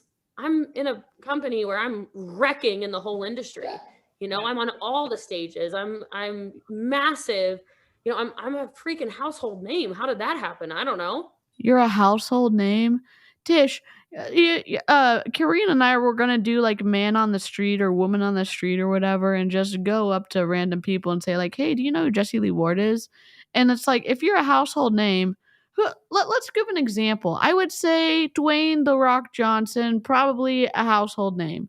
I would say, I don't know. That's my only one I've got. Maybe, I don't know. Beyonce, household name. Maybe Taylor Swift, even if you hate her, you know, household name. Or a Celine Dion, maybe household name. Or Lance Armstrong or Michael Jordan. Michael Jordan, absolutely household name. Maybe Jessie Lee, not household name. What household? Rebecca, great question. We don't know. We do not know. Crazy. It wouldn't have happened if 2017 hadn't happened, though, because it created a new level of hunger in me. It created a new desire. It created a new level of what can you actually do? Like, you've done this, but where can you actually go? And I don't know if it would have happened if I hadn't. Okay, I needed to eat my humble pie. Let's say that, first of all. Okay. Well, humble pie. I don't know if all of this goodness in my life would have happened if I hadn't had to I'm sorry. I get nervous on camera. I love that DT could only come up with one celebrity, and it was The Rock. I'm sorry. I use him as well because like we'll do portraits and stuff at school, and he's the one that I print out that everybody usually, I'll do it. He's popular and everybody knows him, so yeah, it's I was fine. also trying not to burn down my channel by mentioning Trump, so that's why. Probably household name, unfortunately. Oh, please don't burn my channel down. Put your matches away, okay? It also taught me Oprah. back to just the intuition conversation in a second. We're all intuitive beings, but it taught me to listen more. It taught me to slow down. It taught me to get still. And then it taught me that I really, really, really can fly. So yeah, it actually ended up being huge blessings. So thanks for bringing that up. Yeah, God got your attention. I like that. God got my attention, sister. Yes. Yeah. He was like, really? You want to? God got your attention. Okay, let me ask you a question. The consequences of your own behavior got your attention, ma'am. You decided to cheat on your spouse, allegedly, and have a relationship with the chief marketing officer, which was against Modaire's policies and procedures. And then, like, those were your actions that took you on this path. It wasn't some, like, divine intervention. You did all this. Yeah. I don't get I it. didn't realize that she was still married when she had that when she was with Vic. I didn't realize that. Yep. Mm. And Aaron does have the tea. Aaron has the tea. We throw it like, that's okay. You're gonna calm down, Jessie Lee. You're gonna calm down. Yeah, that's what happened. You deepened your faith and you humbled out, and then you just recreated a new and better version of Jessie Lee. I love it. So I was doing my You deepened your faith and you humbled out. What? What? How would you pick that up as the interviewer in this conversation? You've been interviewing her and she has not said one humble thing this entire time. And then you say, oh, you deepened your faith and you humbled out. What? Seriously? Did she sustain a head injury when we weren't looking? Like, because maybe we it's haven't crazy. been paying attention close enough, you know? Like, God. Search on your girlfriend, and I read somewhere in some article that you counsel couples. So is that true? And what, in your opinion, makes a successful romantic relationship? No, I definitely don't counsel couples. You just counseled couples on the Happy Couple Spotlight via Tracy Porterfield. So, things have changed, certainly, in a few years' time. It's interesting that she said that she actually didn't roll with it, because I feel like she does that all the time. If someone assumes something like about her that is fantastic or whatever, she'll go, yeah, that's me, because she just wants to, increase the myth of her. Like, oh, yes, I'm all of these things that you think I am, as long as they're positive to her. You know what I mean? Yeah. Yep. Mm.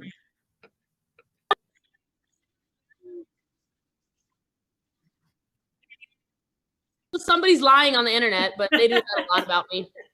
I mean, she has literally broken up marriages on her team, and she, like, when allegedly, but she has literally said, if your partner's not supporting you, get out. Like, literally, like, get out. Get them away from you. You don't need to be around negative people. So it's just, like, literally stay out of people's marriages. Oh, but we can't now in 2023 either, because of the situation with Avi and Yehudis, because she did the same thing. Mm-hmm. Yeah. But I can still answer that. I can still answer that question. Yeah. It's all the same. I mean, honestly speaking, relationships are relationships. So this is the same in a romantic relationship as it is in a personal relationship, as it is in a professional relationship. First of all, are you communicating? Most people never say what they actually think. And then somebody seems to just walk out or disappear. Well, think of the congruencies in your personal business. Nobody ever. That's fact. She told them to divorce their spouse if they're not supportive. For what? Wow. For a multi-level marketing company, because you were supposed to be more loyal to Jessie Lee Ward than you were to your partner. Holy crap. For some powder that you put into water. Interesting that this is the video we're watching, so close to that other podcast, like looking at how she's talking about relationships, and it's very interesting. Like, why would she say to herself, oh, no, I don't counsel couples, but let me tell you about counseling couples. So, like, what? Are you lying then? I don't want to concern anybody, but Jessie Lee might be lying. She No, could be that's lying, you know. That could never happen. That could not even happen. Jessie Lee doesn't lie to us. No way. I'm being sarcastic. God. Oh my God. Just gets up and leaves. Also, we're gonna take a pause. If you haven't subbed to Tish Echo Echo, I'm gonna link her in the chat. She is Oh, thank you. she is close to 1,000. She's at, what are you at, 800? 760, I think. She is a very close. diligent, consistent creator if you're looking for someone who churns out videos. Because I'm always a person that's like, when I find a creator I like, I'm always going and checking and like refreshing to see if they posted something. And Tish does that for her channel subbies. And so if you're looking for an intelligent, snarky creator who has and sometimes there's cute little puppy appearances as well. Tish is your person. Mhm. So I probably didn't say that as good as I could have, but just take some time and go sub to her really quickly. The link's in my chat and go support her. She's incredible. Also, good night, Mojo. All right. Nobody ever just gets up and quits a business. They've been waiting for you to communicate properly, and you're not. For God knows how long. Or they're straight up underappreciated. Or you're not communicating with them the way you should be, in the sense of like, what is their love language? You know, do they need to sit down with you? Do you need to hold their hand? Can you go back a bit? Because I like just about 20 seconds because I missed something she said. Yeah, let me see if I can get this bigger so that, oh God, I messed up. There we go. Let me go back. I'm trying. I think. Uh-oh. Reload. And she was still talking love languages then, hey? Yeah. Hold on. I messed something up. Oh.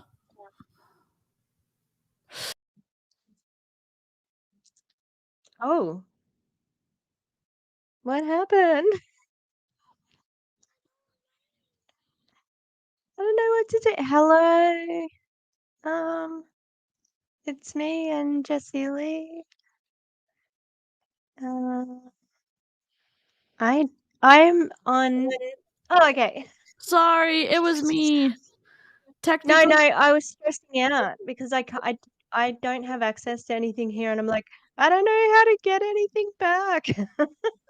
Oh, I'm still messed up. Hold on. It's okay. Can you hear me?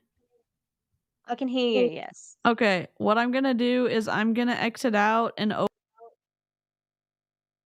And she's gonna come back. Okay. Well, I can have a puppy parade. I can't change the look though, sorry.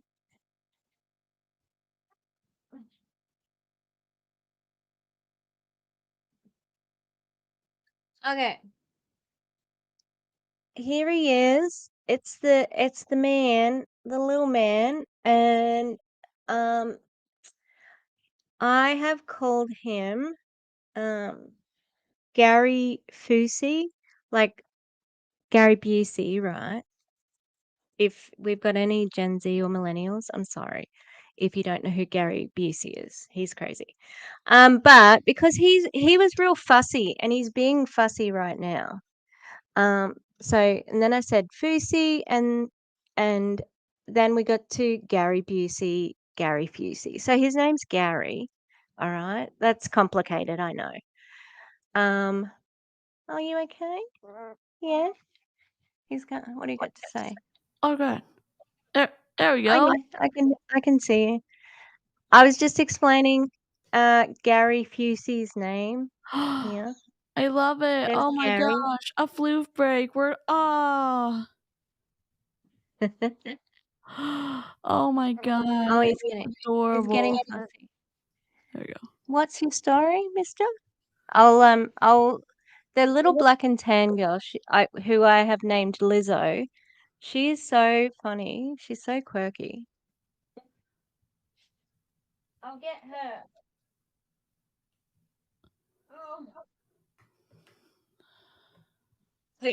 I had to change where I put the puppies so that they weren't. I didn't have to get up to get them. Okay, so we got Lizzo here because she's just since she was walking around the bed, couldn't control her limbs, but she just was so active and confident. So Oh. Oh my gosh, I she's love got it. lots of personality. This one, Oh. yeah. And we've got one more. Chicken Nugget is what we're calling her. I love it. Yes. But she's having a feed at the moment, so we'll have more floofs. But yes, I can give him boops. Boop. Oh my goodness. I love it. It's the best. Okay. Let me fix this. Sorry for the technical difficulties, everyone. There we go. Puppy cam. There we go. All right. I need to go back a few seconds. There we go. Let's try this. Relationships are relationships. So this is the same in a romantic relationship as it is in a personal relationship, as it is in a professional relationship. First of all, are you communicating? You know, most people never say what they actually think, and then somebody seems to just walk out or disappear. Well, think of the congruencies in your personal business. Nobody ever just gets up and leaves. Nobody ever just gets up and quits a business. They've been waiting for you to communicate properly. Yeah, they can. Yes, I do. Oh, That's what even Doug Wood said. That Doug Wood said, people quit. They don't tell you. They just ghost you and they're gone. And that is a way that like people do quit the business, just sneaking away. Yep. And sometimes they don't want to get you know how good of salespeople these individuals are who are at the top of the pyramid. And if you were going to go in to have a conversation, how many times you get talked back in because you either get gaslit or you get like all of your all of your things that you have wrong or you have issues with, they're able to address those. And then you're like, okay, well, it's going to get better. That's why people ghost you, because they know what they want and they don't want to get sucked back in. And that should be something to you, how good of a listener you are. No, you're only here to sell, because if you were a good listener and you did hear that people wanted to leave, you'd let them leave without without sucking them back in. Let's see. Sorry, I'm trying to make the live chat bigger. Okay, here we go. Properly, and you're not.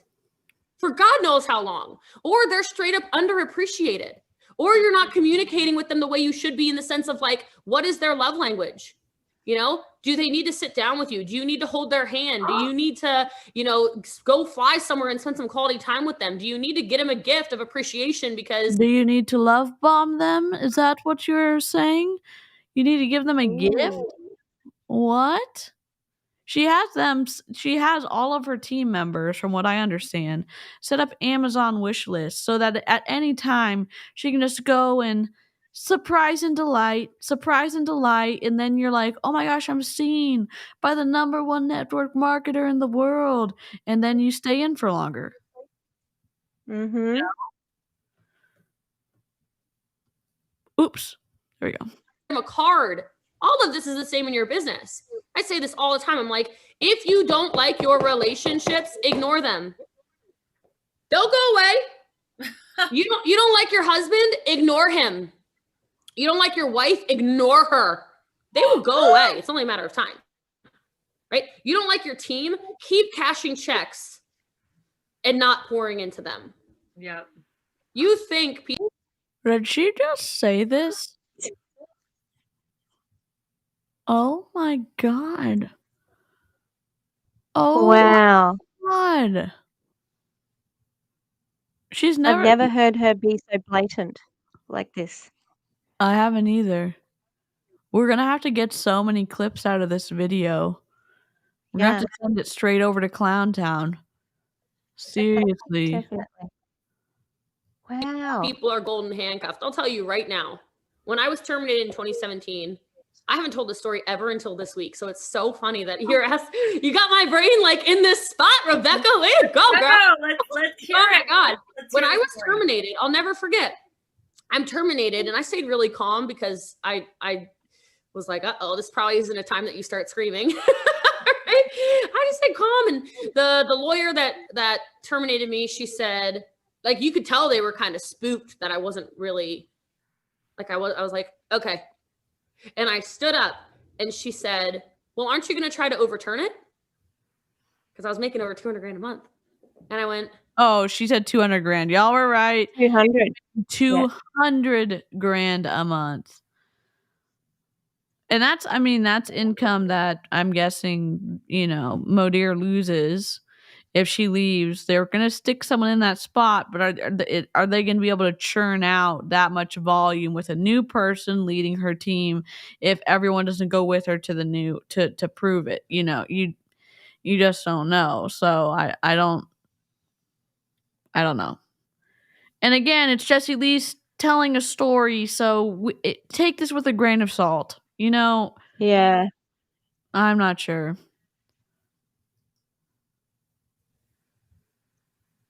no, I don't think so. Wow. And I walked out. So those of you that are not appreciating the relationships and the business partners you have in your life, keep on under appreciating them.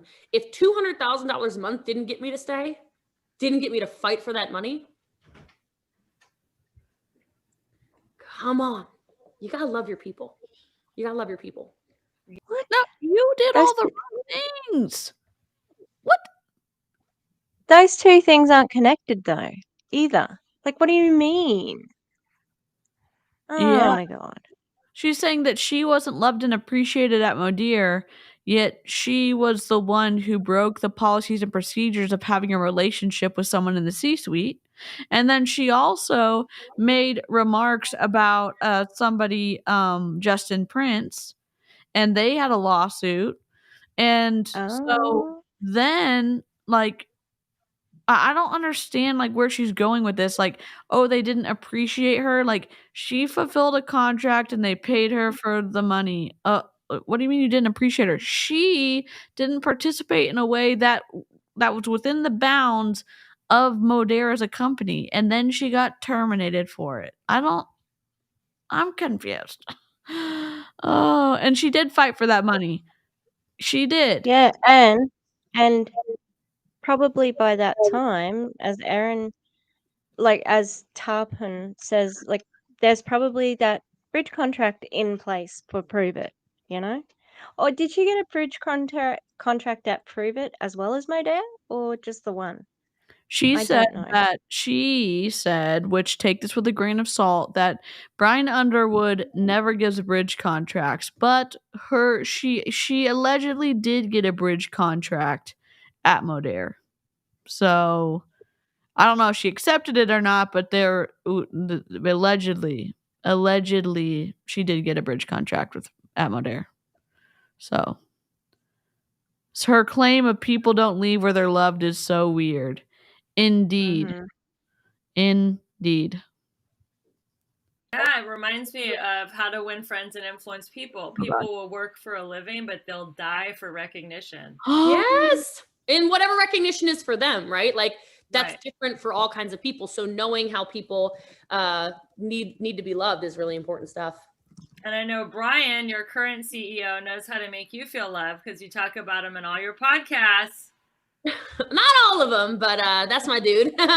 He speaks my love languages very well. My main love language is receiving gifts. So Oh, what? he buys me a lot. What? No, it's not. That's not your love language. Your love language is time spent together. Isn't that interesting? How they have changed. Also, that was a strange vibe, that question. Like, you have such an interesting conversation with your CEO. You talk about him every day. Well, I got a little bit of a vibe that she's asking them whether they're interested in each other romantically, Yep. Yep. Yep. Yep. Yep. Yep. Yep. What happened to words of affirmation and acts of service? Yeah, I don't think that, and I'm a gift person. I'm not gonna lie. Like, I love getting. I mean, it could be anything. It could be a rock, and like this little painted one. Oh, it's keying out, but if you ever seen Hyperbole and a Half, it's a character on a website from a long time ago, but like it doesn't matter. Like, and I'll say it: quality time and gifts, number one love language, and that's been it since I was a little kid. And apparently, gifts were Jessie Lee's when she was not as refined as she is now, because it's much more appealing since she is such a public figure that her love languages are more I don't know, palatable. like seemingly empathetic. Yeah, except it seemingly is a lie compared to what she Oh has yeah. said in the past.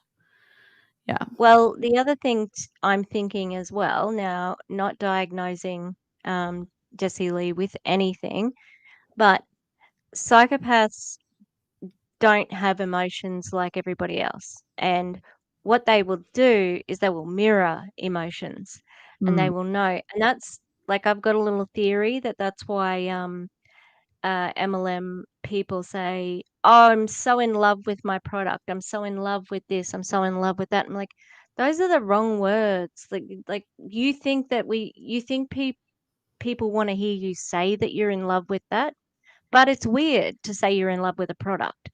And she knows, okay, I don't really understand love, but here are those love languages, so I can talk in terms of that in order to manipulate.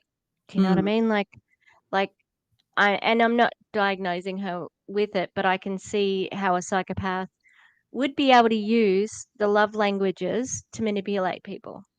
Oh, okay, and maybe you send your partner or prospective partner a love languages survey Yep. um, to So they know work how it to out. control you more. Mm. Yep. Mhm. Stuff and whatever. I love it. And then I like, when it comes to business, access service is very important to me. So in my business, when I say I need A B C D E F G, A B C D E F G gets done. Like and I don't have to sit around and wait. I get responses when I need to, etc. So yeah, he's my dude. We're a good partnership for sure. That is awesome. So one of the keys to your success is your work ethic. How do you handle overwhelm? How do you manage your time? I love Did you go to Most Powerful Women? Yes, I know that was a big theme, overwhelm. Yeah, so I don't think you're gonna hear a very different response than what that person trained, because I don't subscribe to what she said. And one thing, Oh, the if y'all know, and I need to go look this up, whoever taught on the time or overwhelm, she's literally dissing her so badly in this part of this video.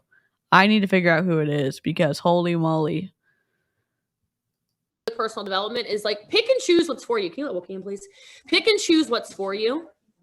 Okay, like, and what I mean by that is when somebody gets on a stage or gets on anything, a podcast, you're listening to this and you're like, I like that she said, I don't like that what she says, I like what she said there, I don't like that. Good.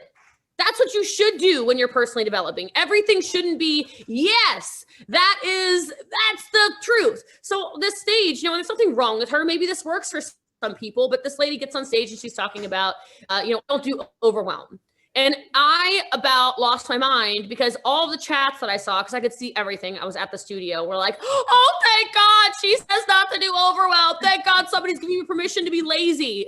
I'm like, oh no, I do overwhelm. And I love it. Oh.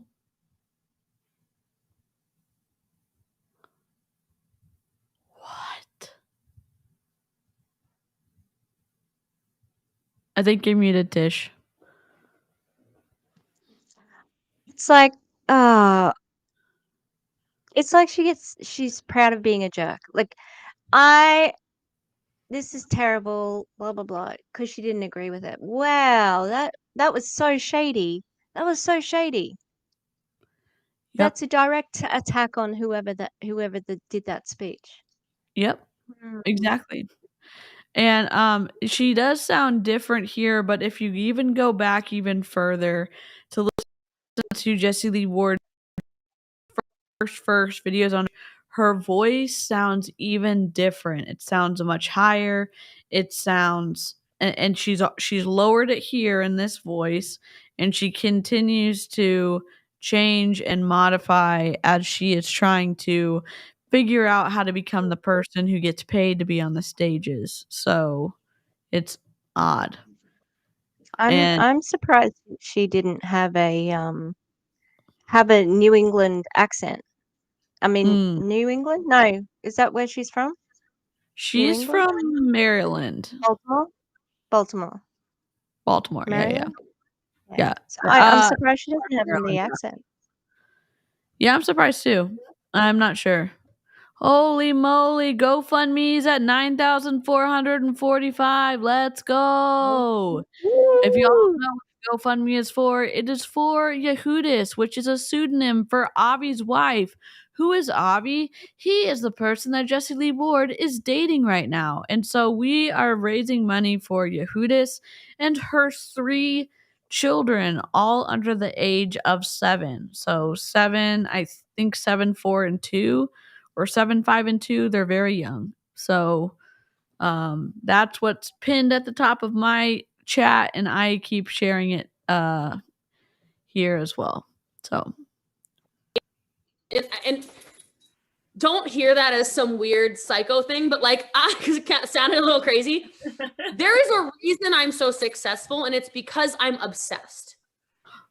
When I do something, I'm not 1 foot in and 1 foot out. I'm not 1 foot out and 1 foot on a banana peel. I'm not today feels convenient, tomorrow I don't think so. I'm not,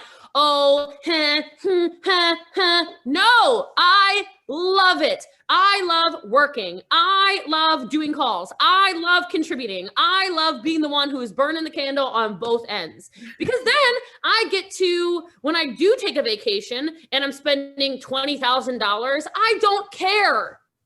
Oh, this close to burnout. Like, I get so totally engrossed in what I'm doing. I get that close to burning out. And then I go, whoo, Costa Rica. Whew, okay. Like, I run. But I'll tell you what's overwhelming. Okay. Overwhelming to me is more like not being able to pay my bills when I couldn't pay my bills 10 years ago. Yeah. It was more overwhelming to me when people would say, do you want to go out? Let's go out to dinner or to drinks or to whatever, because I was 22 years old. And I'd say, I'd have to lie. And I'd say, no, that was overwhelming. It was overwhelming to pull up to a gas station and put $5 in you had to go inside and give them $5 because I could not swipe the credit card because the credit card would put the $50 hold on it and I didn't have $50. That's overwhelming. That gave me anxiety. It doesn't give me anxiety to do what I love. It doesn't give. I'm confused. I'm just confused at the story. On her podcast, she said she had a full ride to her college. She got a double degree or something, and then she worked in as a lab tech for $55,000 a year back in 20 whatever when she graduated, 2011, 2012. No, she must have been younger than that, 27, 28, 29. Maybe she graduated in 2010. And then she's living in her mom's basement for free, and then then she has to pay $300 for rent. So I'm confused. Like, is all of your money going somewhere else? I just don't know. It doesn't make sense. It just doesn't line up for me.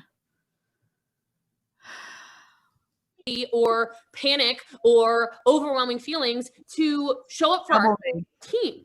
This is the path that I chose. And so when people are like, I don't do overwhelm, I'm going to go sit outside in my hammock again today. I'm going to go build sandcastles because I talked to 3 prospects and I am just burning myself out. No, you're not. You are not. You are literally not working, and you're sitting over there singing Kumbaya, thinking that you can refresh your Facebook Messenger list and a $1 million future earner is sitting in your inbox. They're not.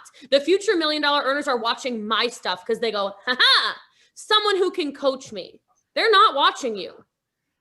So you don't want to do overwhelm. Your life will continue to be riddled with overwhelm if you do not have a work ethic. So you don't need to match mine, because I know mine's a little aggressive. Whoever's watching this, I know people are watching it, right? Like, you don't have to. Yeah, almost people watched it. I mean, now 11. 244 people watching it. So yeah, I mean, more people are watching it now. So yes, they are watching it, Jessie Lee. Oh my God. There is a disconnect because making $50K a year with $300 a month rent, what she was spending her money on if she couldn't afford gas in her vehicle. Yes, like what else? She could have been giving money to her grandparents. She could have just been spending her money. I don't know. I'm just saying it doesn't add up if we're saying 300 times 12 is a small portion of her $50,000 or $55,000 income, even with taxes. I just got questions, but I'm just a gremlin on the internet. What do I know? But What and I do. and Tarpon even says here, what did her mum actually do that was so horrible? I've never heard of anything. All I've heard is she basically worked a lot. So what? So did both my parents. I was a latchkey kid. That's what I have thought that forever. Like, obviously, you were living with your mother. You had some sort of positive relationship to be living together. Why would she give you this rent that was impossible for you to pay? Like, why couldn't you discuss it and talk to each other and say, like, oh, well, if I stay here, like, this is the situation, blah, blah, blah, blah. Because I can't imagine living anywhere else being cheaper than that $300. Like, what else? What were your other options? So to me, it feels like that's a story to villainize her mother in a sense. Yeah. Like, once they find out who it is, it's like, oh, it was your mum. Your mum was your landlord. Yep. I think she And forgive her mom for marrying her stepdad because her stepdad was also violent, from what I understand. And I think that was part of an undercurrent of like frustration. I think there was also something when she was still dating, and I say this as a descriptor because we're still trying to keep his name private even though he's on the internet, but the guy she was living with for a while, who is from Ukraine, which made it even worse what she said about the entire country of Ukraine. But when she was living with him, they had at some point gone to meet her mom, and then there was a falling out because I and this is alleged. I don't have all the details. I think her mom didn't accept Jessie Lee's like cash offerings of paying stuff off.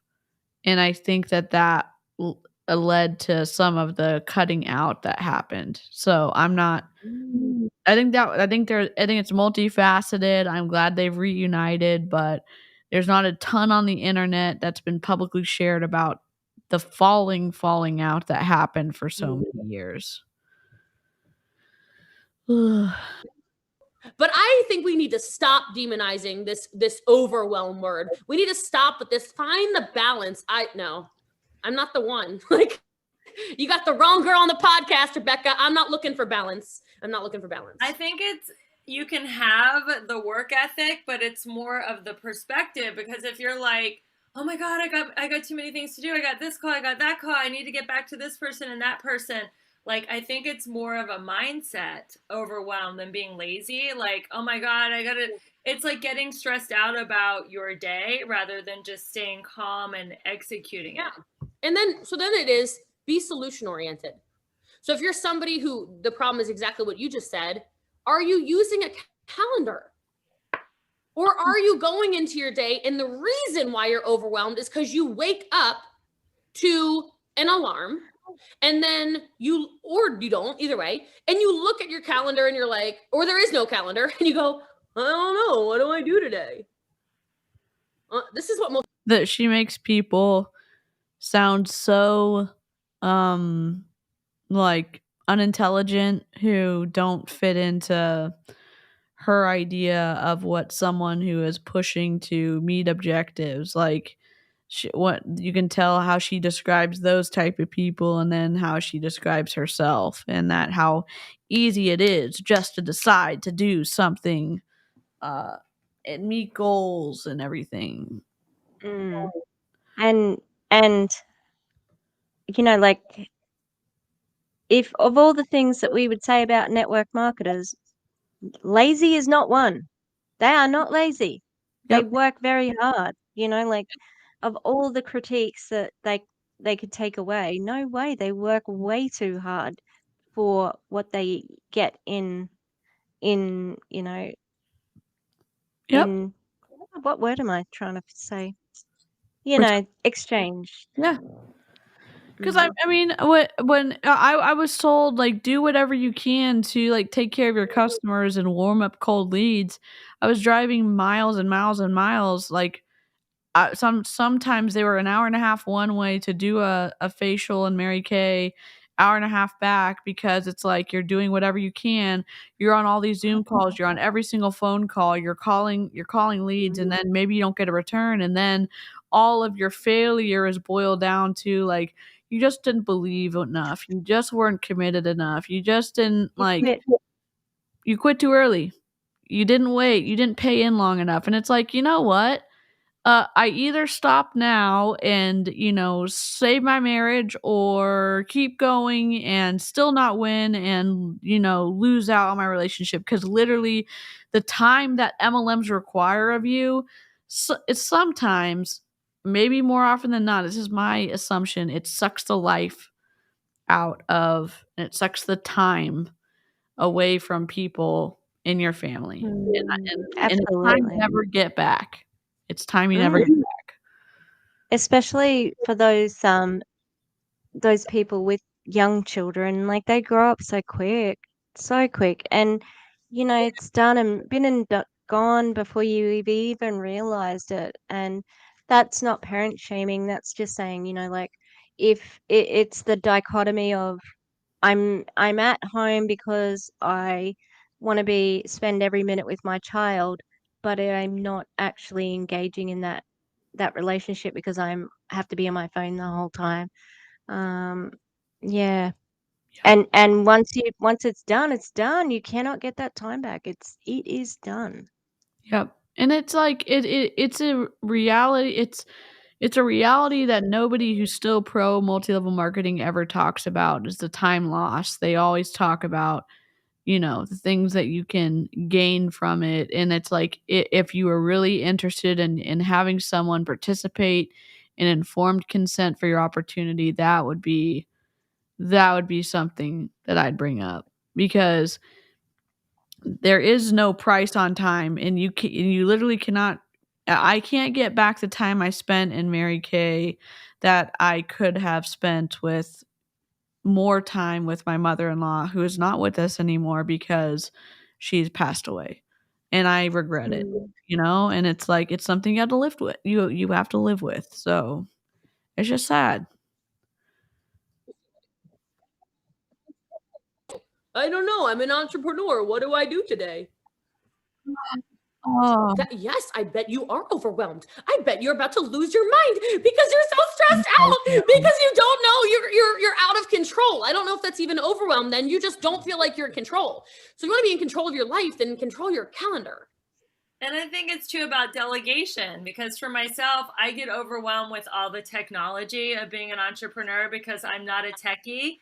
So if I try to like figure out how to do an automation on MailChimp, for some people, they'll do it in 5 minutes. For me, it's like, oh, this is so hard because I don't think that way. So it's also about staying in your zone of genius. And I'm sure you delegate the heck out of all your tasks and you're in the empire. Does stealing people's scripts for your team and taking credit for those scripts, does that count as the delegation that you are participating in, Jessie Lee? Is that what you're talking about?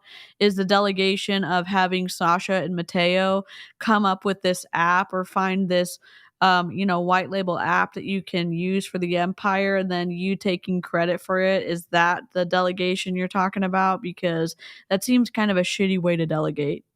Let everyone else do the work and you take the credit. Yeah. Oh, that's her brand. Yep. Yep. Something for anybody listening to this who feels a lot of overwhelm and that's not my zone as genius. Look, I want you to go through your week this next week. So today's Friday. So from Friday to Friday, and I want you to write down and pay attention to all the things you're doing. And then I want you to ask yourself, did that have to be done by me? Right. And if the answer is no. Tarpon said, sorry, this whole entrepreneur thing is a little triggering for me. My grandfather, who fought in World War II, says my age, became a serial entrepreneur after the war. Yeah, not good. Mm. Sorry, Tarpon. And I appreciate the vulnerability of so many people in the chat, sharing parts and bits and pieces of your story, because as more people watch this video, they're not only going to be getting obviously our commentary on it, but the incredible layered perspectives of everybody who's here and sharing is hopefully going to help somebody else who maybe is in multi-level marketing or is thinking about getting in multi-level marketing, and it may help open their eyes. It may help broaden their perspective so that they can either advocate for themselves better while they're in MLM, or maybe even help them get out if they've always wanted to get out. So I appreciate the vulnerability and y'all sharing and stuff in the chat. Back to Jessie Lee. Bah, bah, bah. And you're supposed to be, call it the big breadwinner of your family or whatever. Okay. Well, stop. Delegate.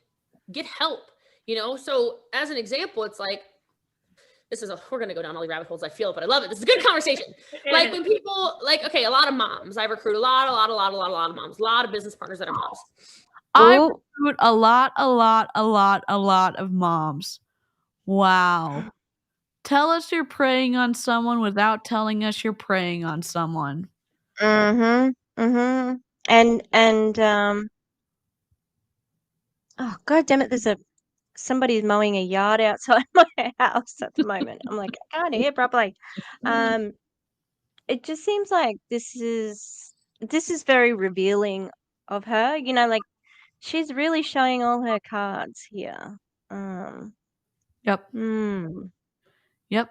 I think this is so interesting because at this point in her switch from Modera to Prove It, and she has started her podcast a little bit before this, but she's going all in with trying to get herself on all over the internet, and she is revealing so much in this podcast that, like you just said, is so eye-opening because it's truthful and it's insightful, and it's it is the Jessie Lee that's underneath the now more refined twisty version that we see on the internet, and it's telling. It's super telling. And they say stuff, like, oh, I have to get the kids' lunches together. I have to do all this stuff. I'm like, are you the main, and you're the main source of income in your family? Yes, yeah. I'm like, I can't be on that call. I can't go on that trip with you guys to the event. I have to find a babysitter. I'm like, what?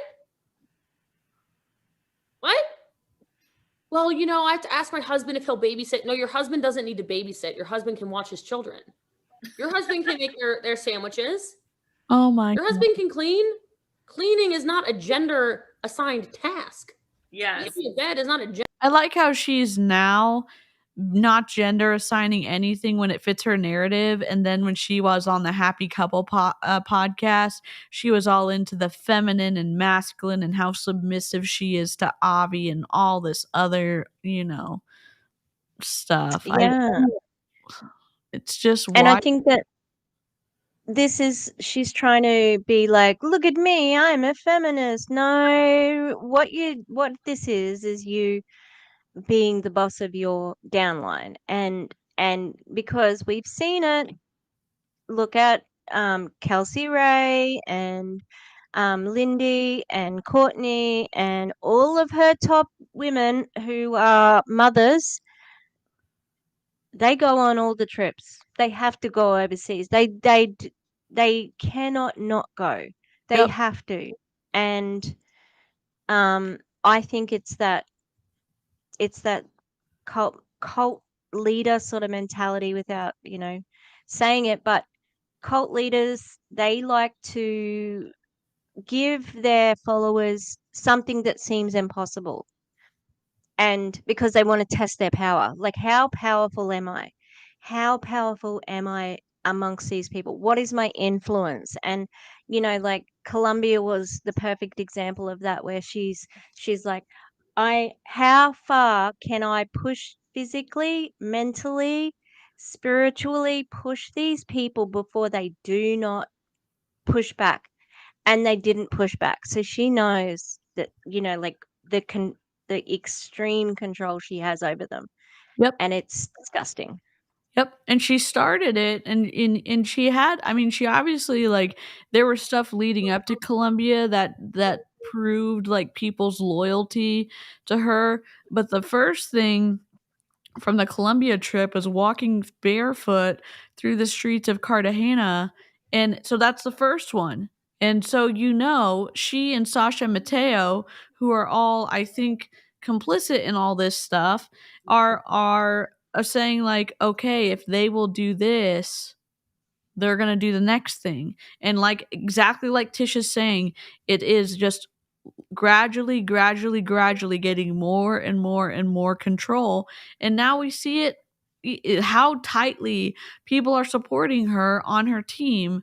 Well, some people, I mean, BA Boss Babe has moved away, and Sydney has not been highlighted because I'm guessing she's getting socially punished for not working her Prove It business like Jessie Lee wants her to, because she's not in her stories very much anymore. Only Courtney is, because Courtney is doing all the things that Jessie Lee Ward is asking her to do.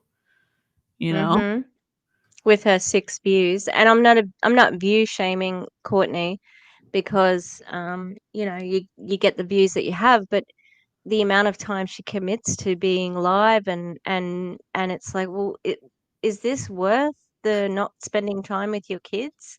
So these 6 people on this live, Yep. Yep. Task. If you're the rainmaker, make it rain, baby. That's Make right. it rain, baby. Like, let's go. She's not out of the empire, but if you don't know, when Jessie Lee moved to Texas, she had a whole group of people that had followed her to Texas as well. And so BA Boss Babe, the past couple of months, has moved back to be closer to her family and is out of the inner influence of Jessie Lee, in my opinion. And then she did this awful series of stories earlier, how now her house is more manageable, and so she cut out $500 and whatever dollars, and it was just icky what she was talking about. So go through that. Do it all week. You'll find things where you'll go, why was I doing that? Yes. And those are your little time sucks where you're actually more than likely self-sabotaging. And, I want you to pay attention, no matter what business anybody's in that's listening. Like, do you know what your commissions are when you sell a bottle of whatever, or a pack of whatever, or you recruit a whatever, or whatever? Do you know what your actual commissions are? Because I know some people go, oh, I'm not at the stage that you and Rebecca are at where I can hire somebody to clean, or I can hire somebody for my meals, or I can hire somebody to do the yard. Okay, what does it cost to mow your yard? $20? $50? $100? I don't know how big your yards are, right? Okay, let's call it $100. That must be a pretty big yard. That must be like a 4-hour yard or something. Like, we're talking acres probably, but that's okay. So we'll use that as an example. So that's probably like 4 hours, right? For $100 yard. How is your time better spent? How many bottles of whatever, packs of whatever, trials of whatever do you need to sell as a brand new person in business to make that make sense? She has said in the past that she is not the compensation plan person. She doesn't really understand how the compensation plan works. She said that I've heard her say it multiple times, and now she's saying you better know how much commission you get for each item that you're selling so that you can delegate correctly and pay for all this stuff. It's just one contradiction after the other. Bunny's Island. That's amazing. I love it. Arrested Development, in case anyone Oh my doesn't god, that's know. amazing. Um, Amazing. but do you know who was saying this a couple of years ago? Rachel Hollis. Oh, Rachel Hollis was saying this. She was saying, if somebody else can do something for you, get them so that you can monopolize your time. And that's when Rachel Hollis was doing the circuit of the MLMs. It's like everything. She's borrowed that idea from someone else. But I honestly don't think that she would be talking about this if the precursor wasn't to shit on whoever on that GoPro speech. That's what she wanted to do. She wanted to shit on the GoPro speech, and so she's manipulated the conversation into that, because it doesn't seem like that's where it was going with the title, trauma or whatever. She's like, right, I'm going to talk shit on this woman, and yeah. Yep. Because I will guarantee you, what most people do is their business is a plan B. You know, they've got a plan A, they've got a plan B, they've got a plan C, they got all these plans. They're mowing the lawn, doing the dishes, doing all this other stuff to distract from keeping the main thing. And no, it's taking care of your house. What are you talking about? Taking care of your apartment. The dishes have to be washed. Surprise, surprise. Right?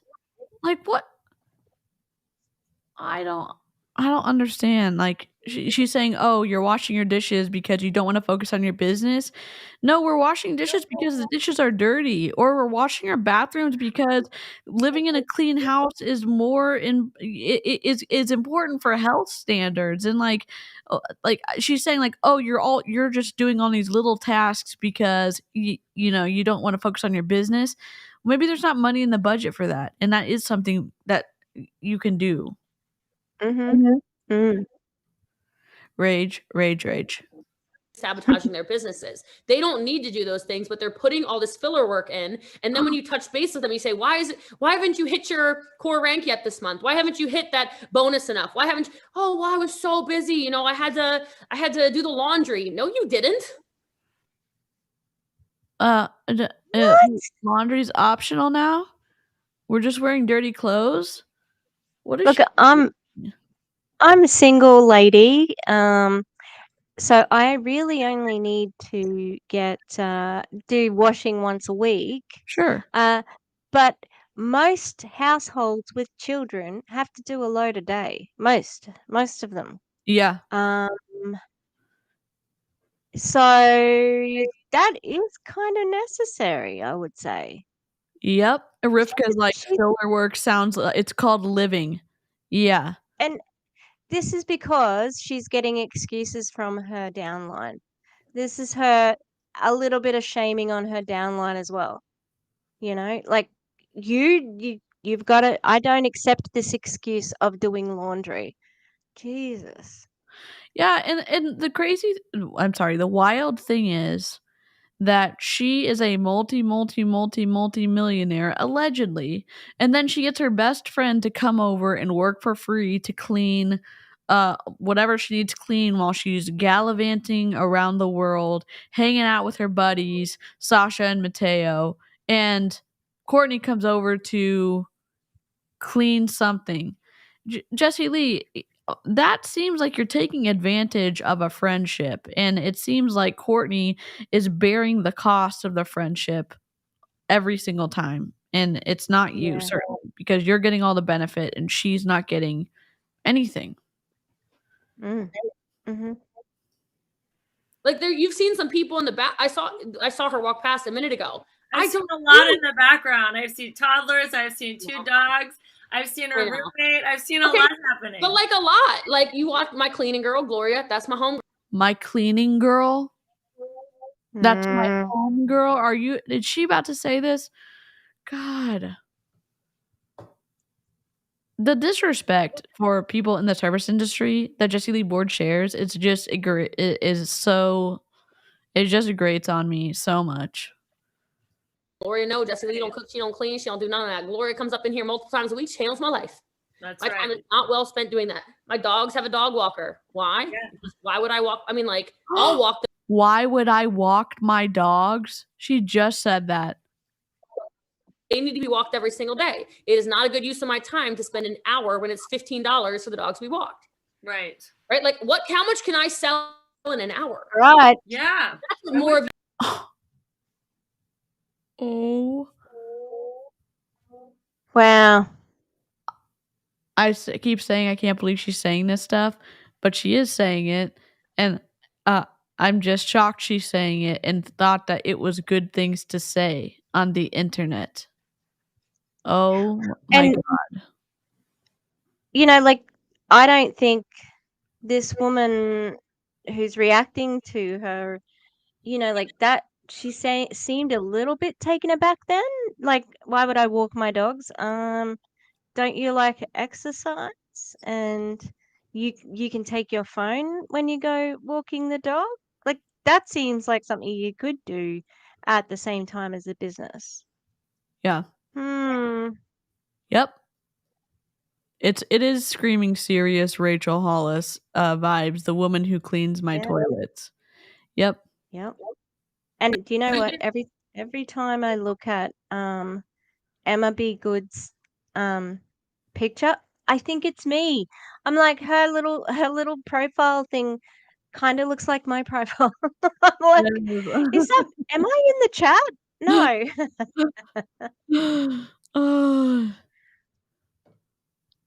Dog guilt. I would hire. I'm like you. I'm a dog mom. I'm so obsessed with my dogs that if I don't walk them, I get dog guilt. But yeah. Yeah, so she's trying to say, like, what the hell did you just say? Like, if I don't walk my dogs, I get dog guilt. But yeah, so she can't even say, like, what the hell do you mean that walking your dogs is, like, not a good time spent for you? Seriously? Yeah. Atlanta. That's some free serotonin right there. You know? Yep. I would too, which is why I was like, okay, Paul, I need to hire you every day. Paul comes 7 days a week, rain or shine. To watch the dogs. Yeah, because it's $15, and how much can I sell in a dedicated hour? I love it. I don't need to be $1 million earner to be able to afford How that. much? You could be doing. You could hire a dog walker, a clean, or whatever. Yeah. So for a cleaner or whatever. Oh my God. You mean a house manager or someone who's in the service industry who is in the cleaning industry that are most of the time underpaid for their services? You're just going to say, or whatever. Give me a break. God. She's so rude sometimes. next week, everyone listening, track it. Yes, that's a great assignment. That is a great assignment. Track your time. So I know we're running out of the time, and I still have 3 more questions. And go. All good. It's a fun conversation. We're rocking. So why is patience one of your superpowers? This is good use of her time then. This here. Yeah. But walking your dog, no. Not Yep. a good use of your time. Okay. Okay. I think she was thinking it was going to give her good social media presence because this lady is an actor or a used to be actor, and I don't think the 9 views really helped her the way that she thought it was going to help her. And I'm not shading you. If you're a new YouTube creator and you're just starting out, fine.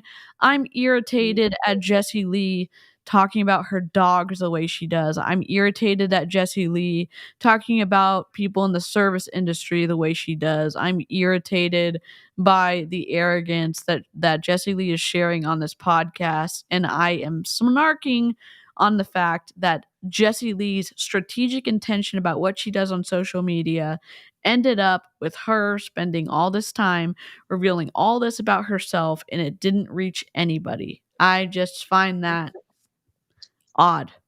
and frustrating. Mm-hmm. How did you get to be so darn patient? I Oh, love it. Thanks for asking that. First of all, it was one of my biggest weaknesses.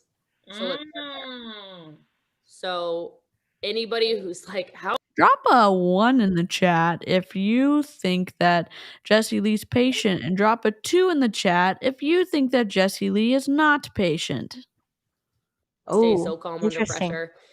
It is an acquired skill set. Okay. So if you're like, I'm the hothead, I'm the whatever, girl, I used to pop off on people so fast. I was so quick tongued. I mean, not good. Not good. And I started to realize that by not taking the time to slow down and see things from other people's perspectives, it was Were you seeing things from other people's perspectives when Yehudis reached out to you and said that you're dating my husband and I am shocked that he is dating you because I thought he was in a committed relationship with me, and you said show me the proof and she did, and then you told her to kick rocks basically? Was that you seeing something from someone else's perspective? And she just got done saying that people shouldn't relax and they shouldn't get overwhelmed, blah blah blah. And now you're saying to slow down. Yep. How come people let her, like, we'll see if the presenter says anything, but how can someone let her contradict herself in one conversation?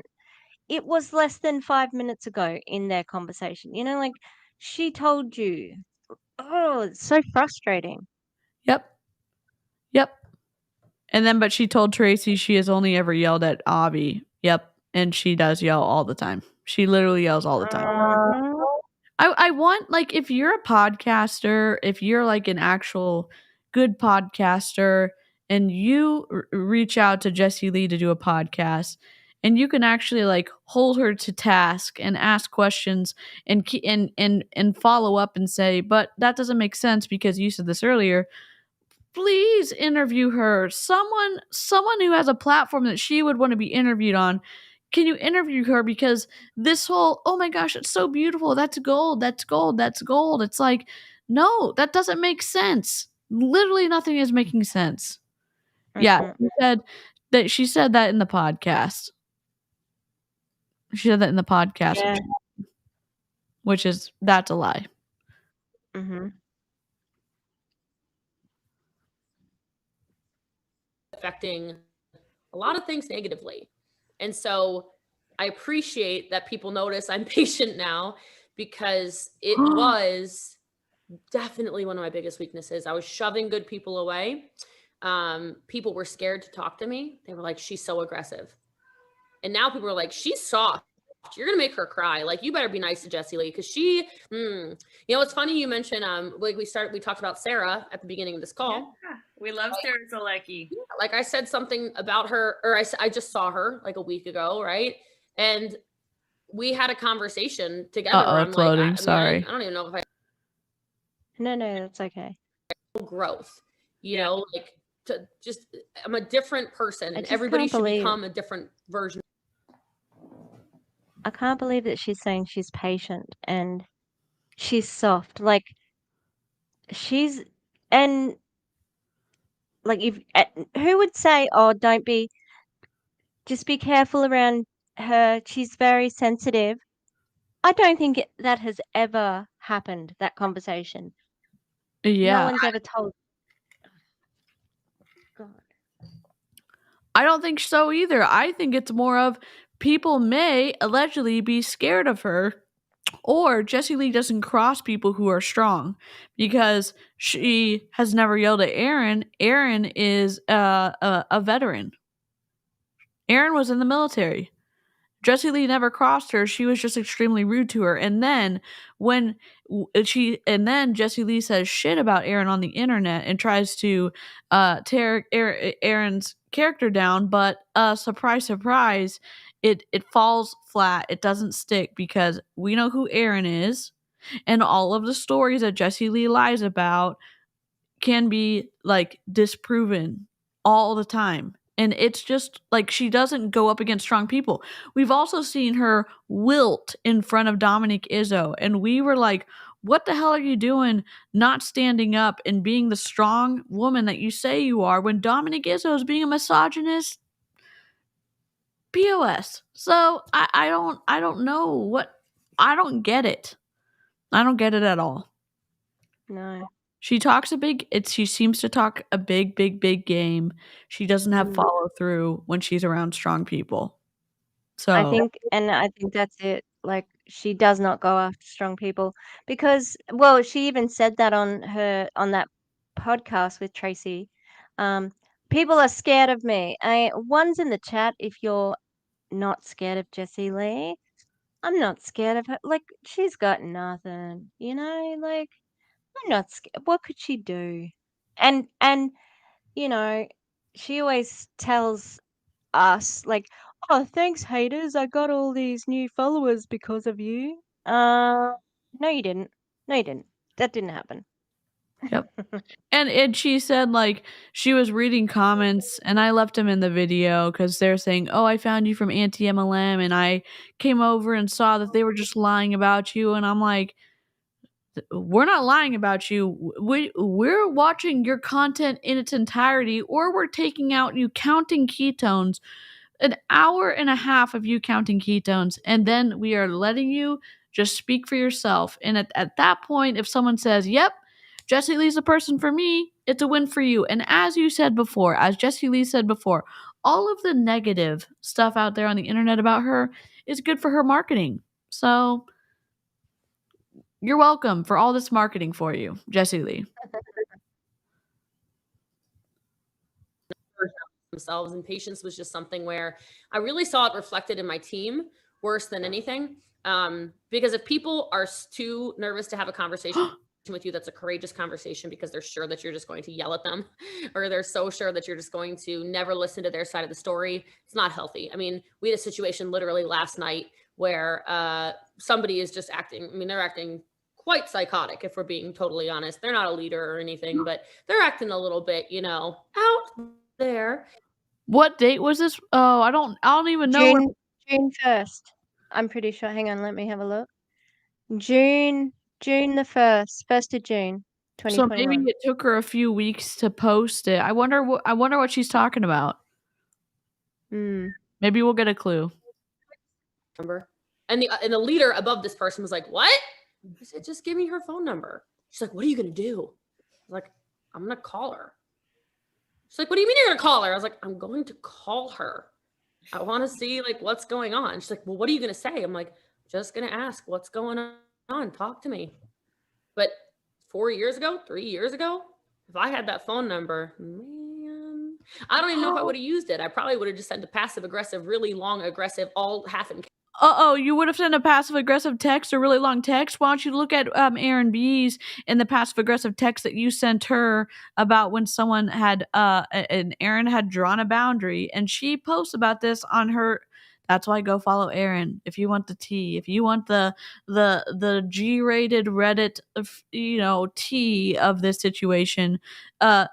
And what Jessie Lee had sent her about someone who had passed away, and because Aaron had drawn a boundary, and it made Jessie Lee lose her shit. And then more text came in because she didn't understand why Aaron wasn't picking up the phone for her. Ask Aaron. This one's not about Aaron, I don't think, but she's saying that she's not. I was saying that she's not passive aggressive, and that she is still passive aggressive is what I was trying to say. And whatever exclamations here. Text message, screenshot it, sent it to 75 different people. Look at this. I think it's personal growth, but I think that emotional intelligence is the number one trait of a leader. If you guys are taking notes, write that down. Yes. Emotional intelligence is the number one trait of a good leader. Something that a leader on our team said to me probably 3 years ago. She said, "Jessie Lee, I love it. You are like the eye of the storm." I said, "What do you mean?" She's like, we never really know. Like, are you mad? Are you happy? Like, are you really excited? Because you're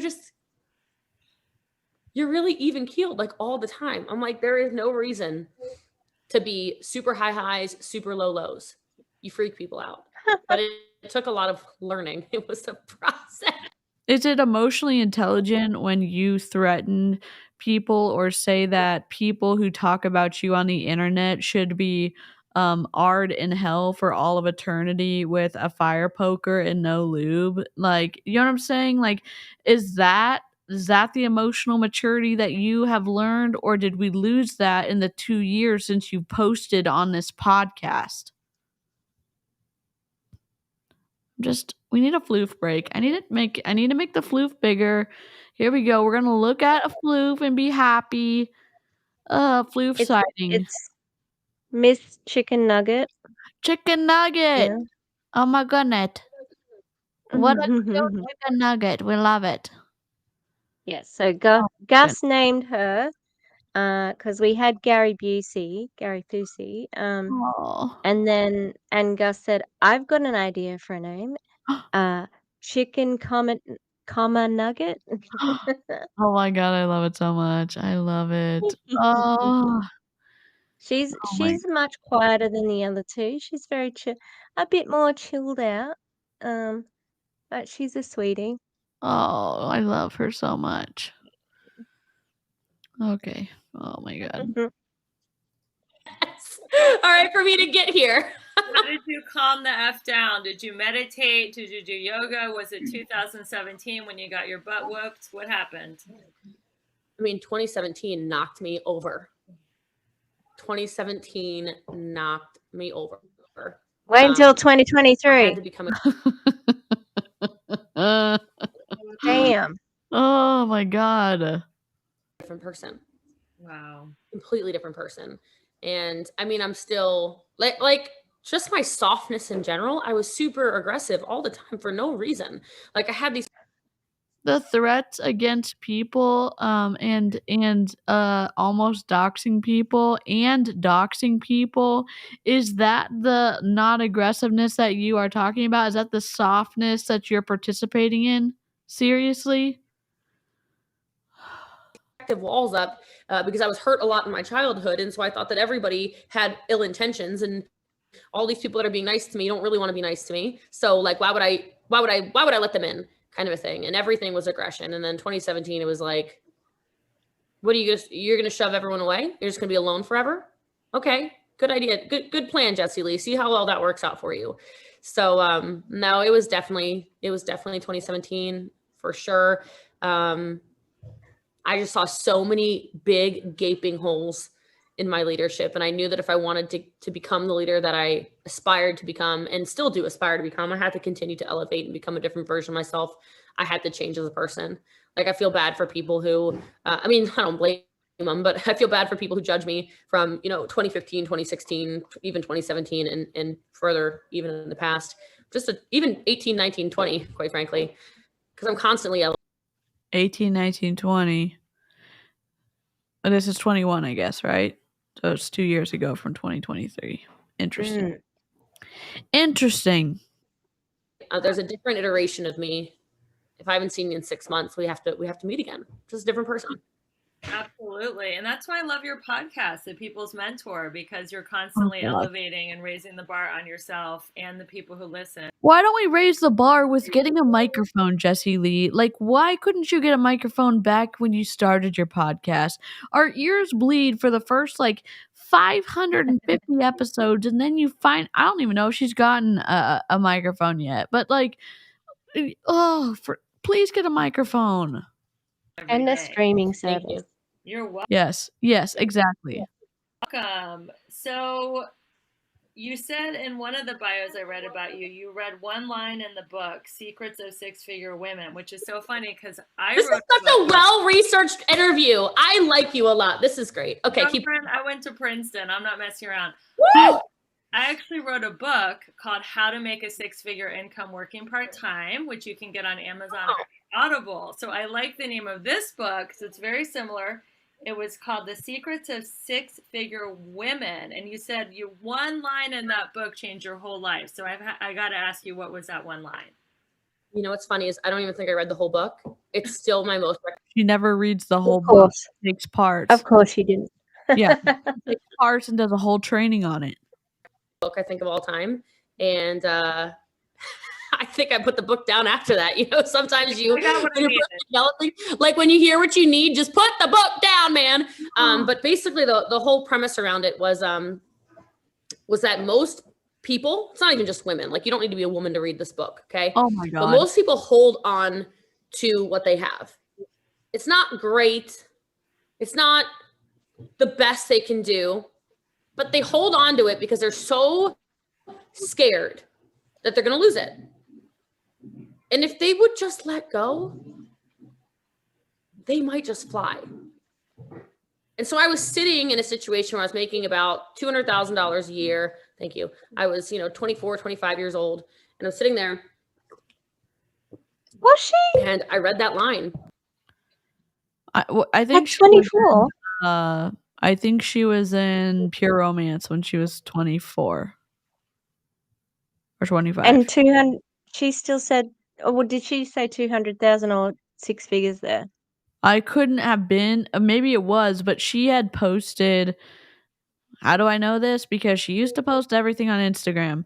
She posted her team's earnings about what they had done in the year, and I don't think that she made $200,000, at least her first year in her beauty queens team. I maybe she had made it her second year. I'm not sure. Erin probably knows more about this. So, but if you go back on her Facebook and on her Instagram, all the way back to the beginning, you can see what she used to make in Beauty Queens, or whatever her team name was. Oh, It's like, yeah. just let go. You're going to catch yourself is pretty much what it says. You're going to catch yourself at least. And then what if you fly? And let me tell you what. Or what if you freaking fall because you're in a multi-level marketing company with a broken compensation structure and you have lost so much money that your upline's made commission off of that you can never get back, and that you're in a deeper hole than you were before? Or that. What if you fall? God. Yeah, especially when there's a 99% chance of falling. Yep, absolutely. I let go, and a week later, I'm in network marketing. And 8 months later, I've made $1 million.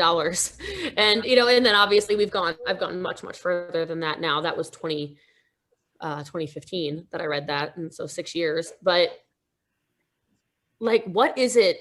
I would ask everyone listening, like, ask yourself, what is it you're holding on to? Like, what is that thing that is limiting you and is holding you back? Maybe ethics, some level of morality, some level of my humanity, and trying to remember the humanity in others and not take advantage of people. I mean, that's part of the things that I'm still holding on to that maybe you can also hold back onto as well. Because what the heck are you doing? Seriously, what are you doing? What is your team doing in the empire? Oh my God, I need a puppy to hold too. My dog's sleeping already. Dang it.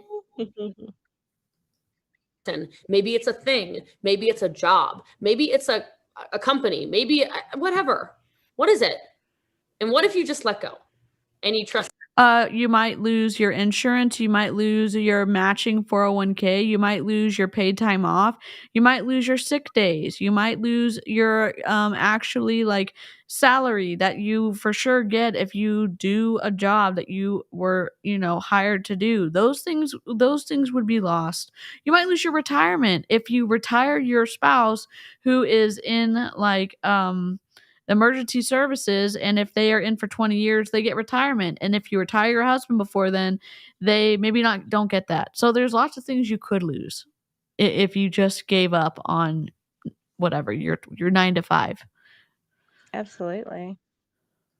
The universe, whatever it is you choose to believe in, has you, and that all of the work you've been putting in to develop into the person that you have become or are going to become will allow you to fly. And I soared, and I've taken a lot of people with me, which is the best part of all of it. So what were you holding on to that you had to let go of to make all this success afterwards. Yeah, I was holding on so dearly to that $200,000. It was like 175. So it was like 175. Oh, it wasn't even 200. It was 175.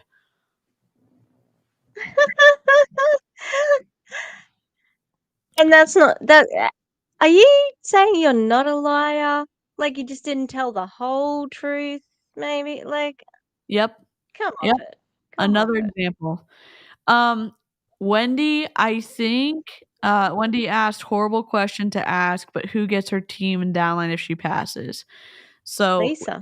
in these situations, Brian can put someone in her spot. He can rearrange someone if because normally it gets sucked up basically. So it would either get sucked up into Lisa, but then all of the structure would be messed up. But because Lisa has such a good working relationship with Brian, they may do a bridge contract, bring over a big leader and put someone there, or they could put someone who's performing well in Jessie Lee's downline and move that person and put them in her spot. We just don't know what exactly would happen, but they will break. I've seen companies break rules for large teams. So Yeah. And I think that that's probably, don't get me wrong, Courtney Shortney is her ride or die. right. Absolutely. But I think Courtney thinks that she's gonna be the next batter up. But I think that's also probably that Sasha and Mateo are definitely in there as well and more likely to get the position because they all treat Courtney like she's a fool. So Yep. you Sasha know. and Mateo treat Courtney like she is like a fool, like just like Tish said, and it's awful. Here, and people kept telling me like, no, like you've made it. Oh, a year? Oh, is she talking about when she was in Pure Romance? Maybe. This is company. Yeah, like you've come so far. Most people never make $200,000 a year. You know, you became a 6-figure earner when you were 23. Like all telling me all this stuff, right? And so I had all these voices, and then I had to realize they're telling you that because there's a direct interest of theirs financially if you stay here. Of course. This is not advice that is in your best interest, Jessie Lee. This is in their best interest. And my final straw, because I think sometimes it just takes your epiphany moment.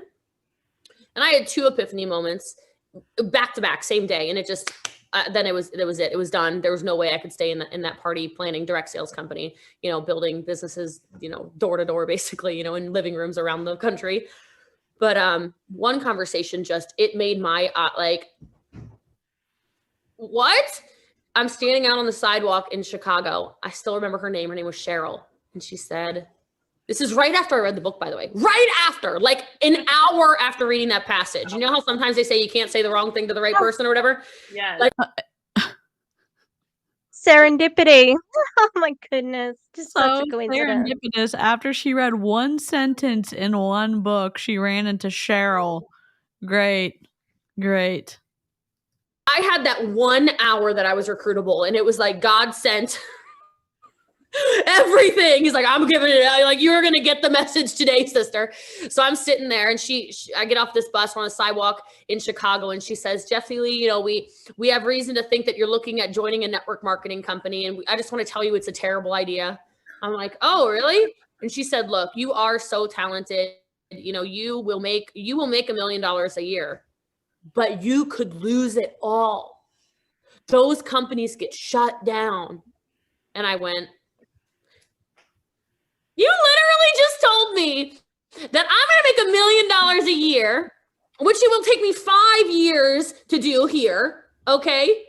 You're telling me I'll make $1 million a year, but I might lose it all. Like, to me, my mind went to like telling a Division I athlete who wins the Heisman Trophy, well, it's looking like you're going to go to the NFL. Okay. Right. What if you twist your ankle in the off season? I thought she got terminated from Pure Romance because she was already selling things in the whatever network marketing company, and then this conversation happened. I thought that, I don't know, I'm just confused. I thought like they couldn't have terminated her just for looking into a multi-level marketing company or talking to other people, because she could have sued for her contract. I thought she had signed up for it, but maybe I'm wrong. Cheryl Forces, And I think. Okay. and also, like, that's a way of her saying, I am that good. I am as good as, like, I am the best. Of course I'm gonna stay in it, you know? Like, I'm the top of my field. I'm always gonna have success. Oh, yucky. Yep. So she was already selling for Modere. Then Pure Romance fired her because she broke again the policies and procedures, the contract she signed with Pure Romance. And she makes it seem every single time that she is the victim when she breaks the rules and then gets fired. So, Yeah, good night, because Lanya. she's talking right now like she didn't get fired from that company. She's talking like she left. She decided to leave. Yep. And hmm. Yeah. It's just the way that you're painting stories, that you're always the heroine or you're always the hero, and that you change the facts and you change the story so that you're, you know, that's all, that you're always the best. It's like you don't build trust that way. And she always talks about building trust with her customers and everything, and we don't ever see that because she can't even tell us the truth about one thing. Mm. Yep. Yep. You should go be an accountant is pretty much what this lady's telling me. And that was like this huge light bulb of like, that's your sign. Let go. She's telling you, go do it. And then not but 5 minutes after that, I walk into this hotel lobby again in Chicago. And I have this text message from somebody. We're still friends. We texted yesterday. This is all true story. I swear to you. Like, won't God do it? I swear. Sorry if you don't believe in God, but you should. So anyway, like, he texted me and he said, I used to post my monthly sales on my Facebook, right? Like I would make the post, I'd post my monthly sales. And he said, I know you're not going to join me in my network marketing company, but I have to tell you, will you please take your sales and put them in any network marketing compensation plan? You're getting robbed by that direct sales company. Is that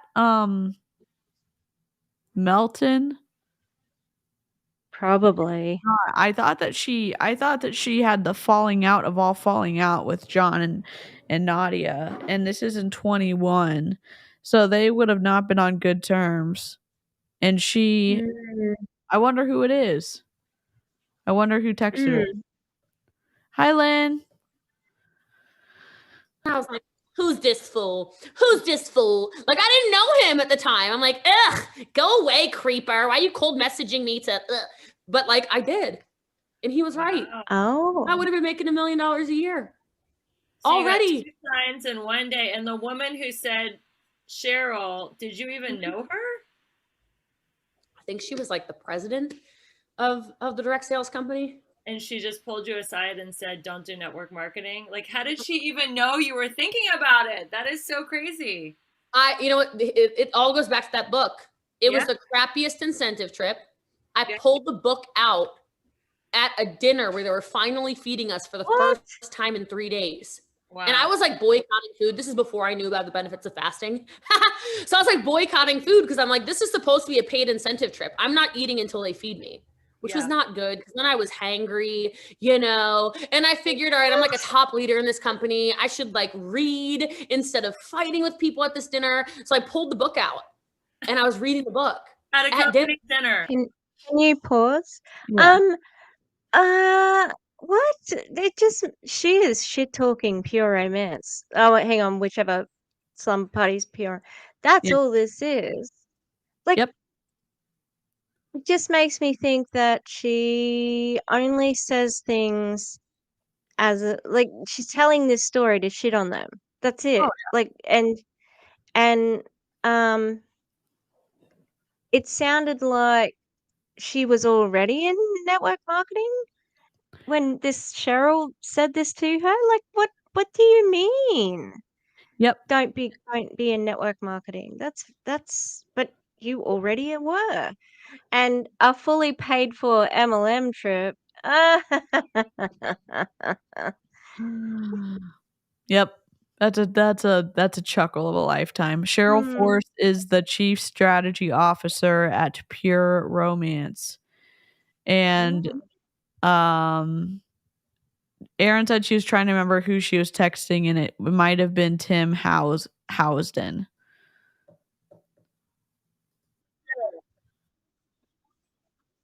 CEO said, I need to talk to you later. I'm reading that passage I just keep referencing. And then before he could talk to me, she stopped me on the sidewalk an hour and a half later, 2 hours later. Oh my God, that's amazing. So this is the last question. You've been so generous with your time. Why is being messy and breaking things part of entrepreneurship? Oh, because messy action is the only way to move forward. You know, it just, all you Hang really on. need to know is that you're. Did she say negative actions is the only way to move forward? Is that what she said? Messy action. She's talking so fast, it's hard for me to. I think it's messy action. That's just not right. Yeah, and true. I think that, like, for example, I'll put it on YouTube. I'll put it for this example. You can go back and look at the beginning of my channel, and it's changed from then to now. You get more comfortable as you start talking. You're never going to, in my opinion, you're not going to be as comfortable. And some people are. Some people are great the first time out. I'm not. So it's like you show up and you do it and you watch it, you learn it, and you do the next thing. And then you, like, the messy part is okay, I need to maybe work on my filler words and not using like as much. And I can see when I still get nervous, I use more filler words. Do I love that about myself? Sure don't. Do I like technical difficulties? Sure don't. And it's like, you just keep moving forward. I think that's might be what she's talking about, but I'm just using that in the context of YouTube because it's, I don't know, relatable to, I guess, you and me. But Tish does a lot of Absolutely. pre-edited content, so I love that about her channel. I'm trying to dip my toe into the editing sphere at some point. I just love live streaming so much. I can't help it. I enjoy live streaming as well. I just don't make the time for it. But yes, I do have a puppy run the world. The other thing I was gonna say, what was I gonna say? Oh, I normally actually like I've been falling asleep again. And it's just ridiculous. I will be watching and I'll say something and then I'll have a micro sleep and I will wake up and keep talking. I love that. I pick Watching that her point video. back up. I'm like, oh, stop And doing if that. y'all don't know, Tish works full time and then she sneaks into Zooms and records videos in her off time and then takes also care of her dogs and does all the things. So if you like when Jessie Lee is talking about filling your calendar, Tish literally does that cuz she's like helping children, teenagers during the day, teaching them all of the creative things, and then does additional, school stuff for her job, and then is infiltrating MLMs and recording videos and editing videos, and it's incredible. And it's like, oh my gosh, I don't know how you do it. I love it so much. And I'm going to link her channel right now, so go sub. That's it. Thank you. Why do you want to make that impact? Why do you want to save those families? Why do you want to help more moms? Why do you want to dig wells in Africa? Why do you want to, adopt children? Did she just say dig wells in Africa? Yeah. Okay. What? Hmm? want to set the world on fire or whatever it is for you, right? Why do you want to be on the biggest stages? Why do you want to be on the cover of Forbes? Why do you want to have private jets? Why do you want to have a Bugatti? Whatever it is, right? Why do you want to build wells in Africa? Why do you want a private jet? The range of her desires are just twisty. It's a twisty range. Holy moly. Yeah. Yes, we love to see it. Subscribe to Echo, y'all. Do not miss out on this more than once in a lifetime opportunity, but you will feel incredible. Wait, what's your sub count right now? I'm gonna go check on my phone. We're gonna wait. Okay. Let me see. Let's see. Tish. 770. Whoa. Come on, guys. Or 784. Oh, wow, that is much bigger than. Oh, there's 16 of you who have it in your heart to sub to her channel. Look at the cute puppy. Please go sub to Tish. Yeah, I'm gonna link it. I'm gonna wait. We have bigger dogs as well. Oh Not my just God. puppies. We've got 4 big ones.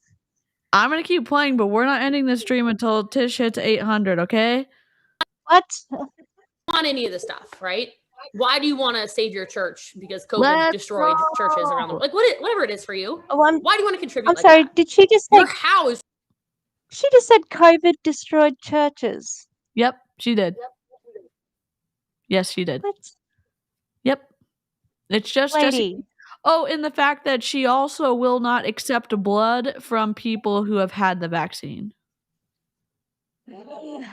Yep. Oh I God. had subbed. Let's get Tish. Let's go. I don't know if we can get to 1K, but we can get to 800 at least. Let me. I'm clicking on it again. It's okay.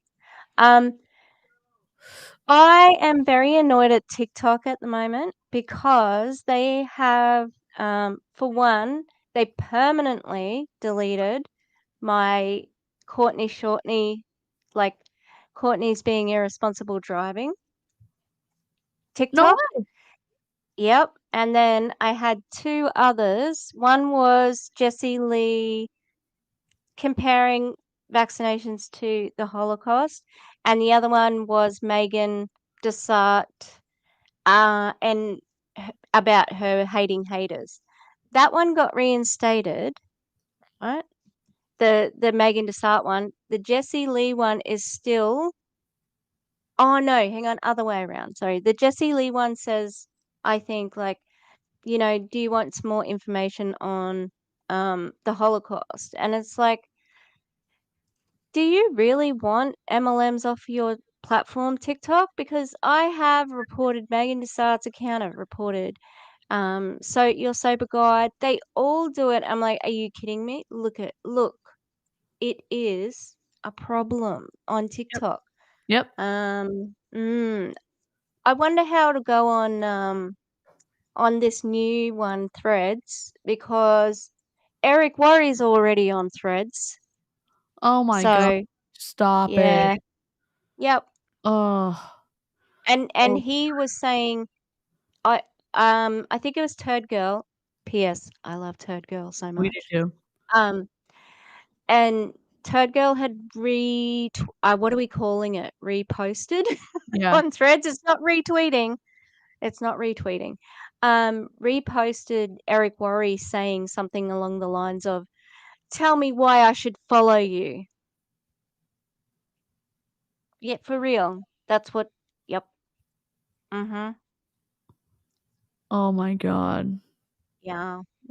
Wow. So Tarpon, the Threads is kind of like a Meta branded Twitter. And it's just an alternative to Twitter, but it's connected to Instagram. However, I think that there's a little clause that I saw that if you don't want to be a part of Threads after this point, it'll delete your Instagram as well. So you can't destroy your Threads account without destroy it's connected to your Instagram. Oh So my there's a little bit of a kick in the tail there. Yeah. It looks pretty positive at the moment, and I think if they can curb some of the hate speech that we see on Facebook and Instagram. I mean, they're already owned by Meta anyway, but like there's no one who is an extremist who should be allowed on the platforms. It's Yeah. it's pretty wild out there. It is, and it's also wild because you're at $7.99. I just need one more sub. Make me the happiest streamer on the planet right now, and let's. Okay, I'm ready. Wait, baby. Baby Snack is ready to celebrate Tish hitting 800 subbies. It's at $7.99. I know one of y'all. Please make me the happiest person. And look, make that little floof up there happy too. You will feel good about this because we're gonna cheer. I'm gonna do the cheering applause. We'll do the kazoo. We'll do all the. Oh, kazoos. Yes. Well, here I'll do a teaser kazoo. Hold on. Okay. Oh, here we go. Star Wars. Stop. 800! Let's go! Tish, you just hit 800! Let's go! Oh my god, I'm so happy. Okay. Oh my god, we gotta play another kazoo. Hold on. Okay. Yes. Oh my god, I'm so happy right now. Let's go dance party in the live chat. Y'all, hearts and hype in the chat for Tish. 800. Let's go. Oh my god. Hell Yes, yeah. do it for Chicken Nugget. The chicken Go nugget. Chicken Nugget. Let's go. Chicken nugget. Yes. Oh my gosh, we love it. Hell yeah. The best thing that could come from this stream. We have redeemed the stream. We have 7 minutes and 17 seconds left, but thank you for helping us get Tish to 800. Yeah, thank you. Thank you. Thank you very much. Clowndown still here? I Oh my god. appreciate I you. don't know if Clowndown's still here because I know they would be. I know screaming after you. they're going to be hyped. They've been pushing as well. Thank you. Oh my gosh, that's so awesome. I'm so happy for you. Okay. Jessie Lee Ward again. Ugh. Because if you look at every single goal I've ever set, which I've said a lot, I'm a very goal-centric person. Like I like goals. Big, scary, crazy goals make no sense. Everything that I say, it never happens the way I think it's going to. And this is not just in business too, though. This is in romantic stuff. This is in all, whatever. It literally doesn't matter. I wrote on my Facebook wall, the first time I ever said I was going to be a millionaire was 12 years ago, maybe 13 years ago. And I put it just as a Facebook status. This is when I'm making like, oh my God, what was I doing 13 years ago? Waiting tables? You know what I mean? Like, not like a thing. You don't make money like that, right? But I wrote it on my, I think I had seen it like a text. Ma'am. I thought I was on mute then. Ma'am, you told a man with a rather large shoulders at Christmas time that you were making 6 figures in college. Again, I don't know if this is controversial or not, but I think she might be a liar. No, say it isn't so, Tish. I know. Oh, Aaron also said congratulations to you for hitting 800. you. Oh my gosh, so good. On the internet, and I was all pumped about it. I'm like, yes, I'm gonna be a millionaire. And I put it on my Facebook as a status update.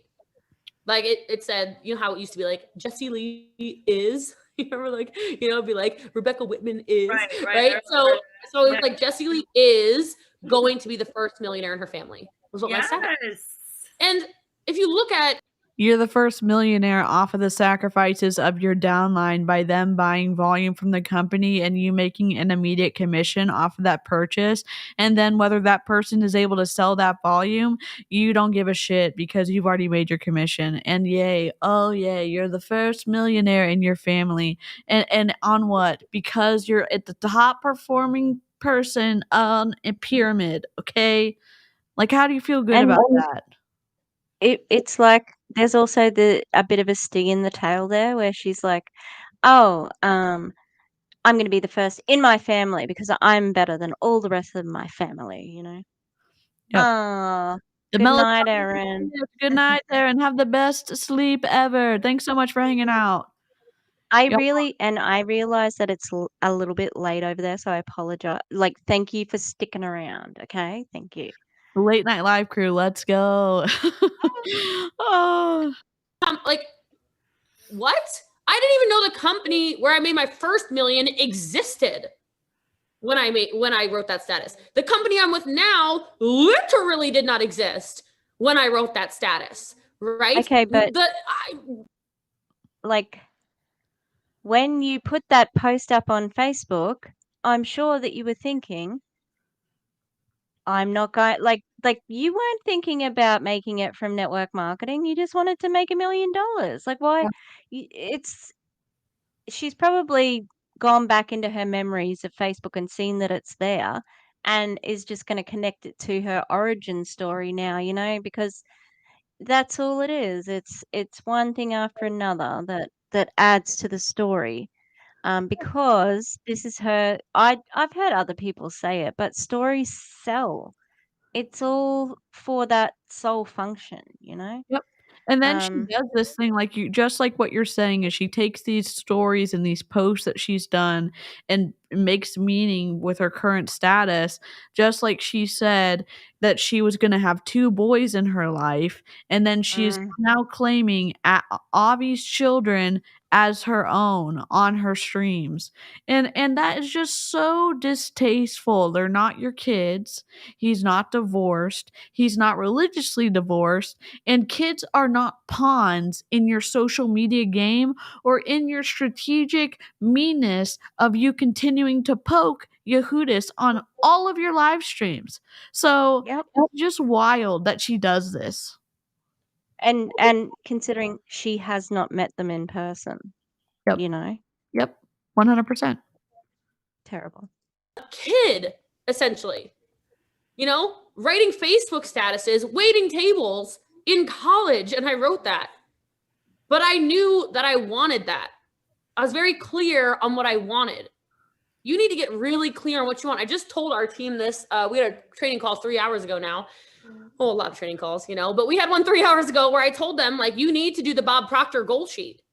You need to write your goals down as if they've happened, sign them with a date, and look at them 100 times a day. Is that what you I do? forgot when I put on my whitening strips. I don't know when you came into the chat, Ruthie. I can't remember. Oh God. Do you know what? That's so funny because I have heard her teach on that. You have to get really clear with this. This obviously is a training that she's been doing it for 2 or 3 years. Jesus. Can you imagine how repetitive those Zoom calls must be? Yep. And then Wow. she found a whole new group of people to pay a premium in her accelerators to hear the same shit that she has practiced and, refined over all the years she's been in network marketing, and now people are paying a premium for it. And it's like, oh my God, I can't believe this is happening. Seriously, I cannot. Well, I think she's definitely got Veronica Bay as one of her in Accelerator because Veronica said something about paying for some coaching that cost $15,000. Oh God. Yeah. Ugh.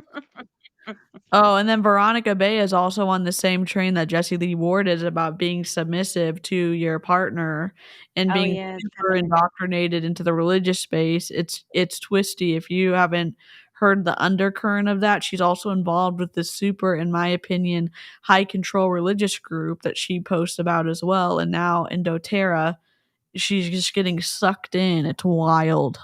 It is wild. Amazing. What will happen and will turn into your reality. How you do it, who knows? Will it happen though? Oh yeah. Because it happens here in your mind well before it ever happens in reality. Things exist 2 times. People need to understand this. They exist in your mind and then they become reality.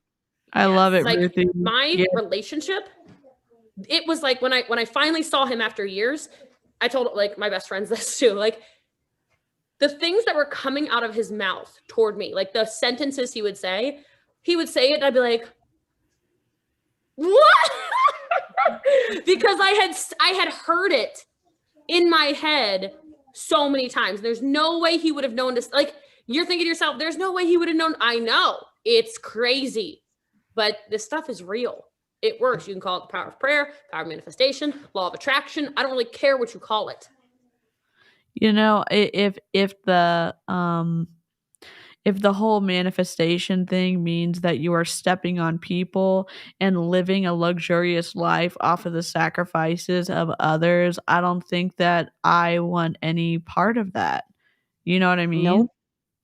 It's a nope for me. Mm-hmm. You are thinking constantly, my life is a struggle. If you're thinking constantly, it is hard to make money. If you're thinking all the time, everyone in my family is broke, It is. I am going to be broke too. If you think I'm always going to drive cars that are broken down, I'm never going to have a new car. If you keep saying and thinking and seeing those, some people are only able to drive a car if they can even afford a car that breaks down because they are freaking expensive. What are you putting value on materialistic things and saying materialistic things make you a better person? It's so twisted. I can't even believe that she's saying that, except we know that is what she believes. Oh yeah, and it's the privilege for me, you know, like personally, you know, like coming from a low income when I was younger. However, I'm white, I have, you know, good education and things like that. So that has helped me elevate to probably upper middle, you know, but that's with being in my profession for as long as I have. But systemic poverty, you can't fight systemic poverty, especially when the damn minimum wage in America hasn't risen. Like, how can they expect anybody to get out of that cycle when they say, well, you guys have to work harder? Well, can you raise the minimum wage so I can, you know, do these jobs? No, you got to do, you know, and putting housing out of everybody's like income, you know, like out of their Reach. yeah, that's it. And you know, it it's privilege to say, well, why don't you just make more money? Yeah. Make more money. Yep. Especially when she's making money off of the sacrifices of the people that she is also shitting on, basically, because they don't make a lot of money. And they are giving her their hard-earned money because she is saying there's a chance here. And then also she looks at them like they aren't worth anything, yet she gets to live this higher lifestyle because of them. It's just, in my opinion, it's wrong. It's wrong to me. you are having self-perpetuated reality. Yep. Yeah. Whatever you say, you're right. The world is against you, comes out of your mouth. Yep. You say it's easy to make money. Done. You say customer acquisition is easy. I don't know. I get 20 customers a day. I don't even really have to try. They come to me. They find me. Customers find me everywhere. Huh. When I couldn't recruit, just take it back to network marketing for a second here, because I know we're not just talking network marketing, but when I had no recruits, somebody told me I needed to start saying I was a recruiter. I'm like, that's stupid. That's called lying. My mom said that's lying. That is lying. That literally is. I mean, it's lying, but okay. Here's where we're about. I think she's about to say #1 network marketer in the world. And she said this before. She had an interview with someone and she said that's why she started calling herself the #1 network marketer in the world when she wasn't. And she's still not. She's like, no, you need to start doing affirmations. I'm like, this is some hocus pocus, bibbity bobbity boop crap. Like, what are you talking about? Like, we're witches now? We're witches. Strega pazza. I know you say that all the time. Strega pazza. I'm like, we're just crazy witches. Great. Okay. All right, great. And so I started this affirmation where I said all day, like multiple times a day, I'd say, I'm the best and the best and the best and the best. I'm better than all the rest. Everybody's going to join my team. 1, 2, 3. Yes. And I would just kind of march around the house saying it during the empty spots of my day. And next thing you know, I became top recruiter in my company in my first year. I have a trophy somewhere around. Oh my God. Oh my god, I can't believe this is real. She's in Prove It here, right? She brought a team with her. Like, Yep. you got to be kidding me. You got to be. And when the time when she questions being a liar is when she says she doesn't want to call herself a recruiter. What the hell? Yeah. Because that's, oh my god.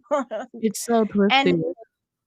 And I can't help but feel that the thing about witches is a little bit of internalized misogyny. Just a little bit. That's just how I see it. But yeah. Okay. Let me just text content real quick. I can put the full video. Sorry. Okay. Around here. Wow. First year, 2011, I became top recruiter. I went from no idea how to do it, never done anything like this before, didn't know how to talk to people, was awkward, was whatever. I started saying, oh, I'm going to be speaking on the biggest stages in the world. I just spoke in front of 170,000 people a week ago. That is one of the biggest stages in the entire world. There's one bigger stage, and that was Tony Robbins' stage. So I've taught on the second biggest stage in the entire world. But I've been saying it. She means GoPro. And she means virtual GoPro too. She doesn't, like, there weren't physically 170,000 people there. Yep. There was 170,000 people because they were on a Zoom call. So that is correct. Absolutely. For years. That's right. So if you want it, go get it. That's a perfect note to end on. It's intention, not mechanics. It's not how, it's why. So Jessie Lee, you have been so generous with your time. I literally could talk to you all day. We could do like an 8-hour interview. But I know that your time is very valuable. So tell my listeners, how can they find more of Jessie Lee? We mentioned your podcast. How can they find you on social? Yeah, so on all social, I am Jessie Lee Ward. So you can just type that in anywhere. You could Google it if you're, I thought on Instagram she's I'm Boss Lee. I don't know if you're a Googler or whatever. But Instagram's I'm Boss Lee. I am BOSSLEE. So is TikTok. What is it? We got Facebook, we got Instagram, we got TikTok, YouTube, Jessie Lee Ward. And you're banned on Twitter. Podcast is the People's Mentor podcast. And it is me in my DMs. So if you DM me, I will DM you back. She really will. That's how we got her on the show. It's so amazing. Thank you so much for being on the Balanced, Beautiful, Abundant show. If you are listening, please, on Facebook, tag a friend, share it on their wall. If you're listening to the podcast, take a screenshot, tag me or Jessie Lee on Facebook, and we'll reshare it in our stories. Spread the word of this show. We don't have advertisers. It's all about grassroots, word of mouth, people who care Oh God, this did not age well. About each other and want each other to be the best version of themselves. So share the love, share the show. Thank you so much, Jessie Lee Ward. You were an amazing guest, so inspiring. I'm going to come back and listen to this interview over and over and over again. There's so many nuggets. I so appreciate your time, and I can't wait to see you on your next stage. You were incredible the other weekend in the Women in Network Marketing in your color, whatever color that was. I don't know what neon yellow. Yeah. Neon yellow. You were popping, girl. So appreciate it. I can't wait to see you again. Thanks again for being on the Balanced, Beautiful, Abundant show. Thank you for having me. I appreciate you, Rekha. Bye. Have a good one. Bye. Awkward. So yeah, look, I don't know if she told everybody because there's 11 views on the video. So and 2 of those views are probably you and I. 2 years later, wow. Yep. It just doesn't add up, if you're talking. I like verifying things. I like looking things up when Jessie Lee was bragging about all of her businesses, and I go and look at her corporate filings, and then I see all the TWISTY stuff listed there. Sure, her cherry blow dry bar is there, but she has a lot of other things that maybe would make more sense to a tax expert. And then I see that her dad's listed as one of her business entities too, that's closed down now. It's just TWISTY, and it's not as like far reaching as I thought. Obviously, like, her investments aren't listed there. Maybe she's done more. But when she says she's a number one network marketer in the world and that she has all this pull, that she's a household name, why don't we see that on the views on these video interviews? Because I'll tell you right now, if The Rock was on an interview, that automatically garners like algorithm attention from any platform, that people are going to watch it just because his name is, say it with me, a household name, and it's not the case with her. So she debunks herself with her own numbers. Did she get and you might not know the answer to this question, but did she get PPP loans? That's a good question. I need to ask Charlene. I haven't looked that up yet. Because the program that I use to look up like corporate filings don't include PPP loans. They just include like criminal, corporate filings, assets, stuff like that. And maybe the assets are listed under her like LLC that she has, but under her name, she has no assets, which is interesting. So, damn, chat, you're making me hungry. Yes, chat is talking about food. Well, live chat, you've been incredible. Thanks so much for hanging out. And replay crew, if you've made it this far, thank you so much. Make sure that you subscribe to Tish, please. She has surpassed 800. I think she's at 803 right now, and I freaking love it. Thank y'all so much. Thank we're gonna try to maybe make TWISTY Throwback Thursday maybe a recurring thing, because I love it. Yeah. I would love it Me so much. too. So I'm gonna play the outro, and we will catch y'all on the next video or live stream. So goodbye. Bye. Thank you.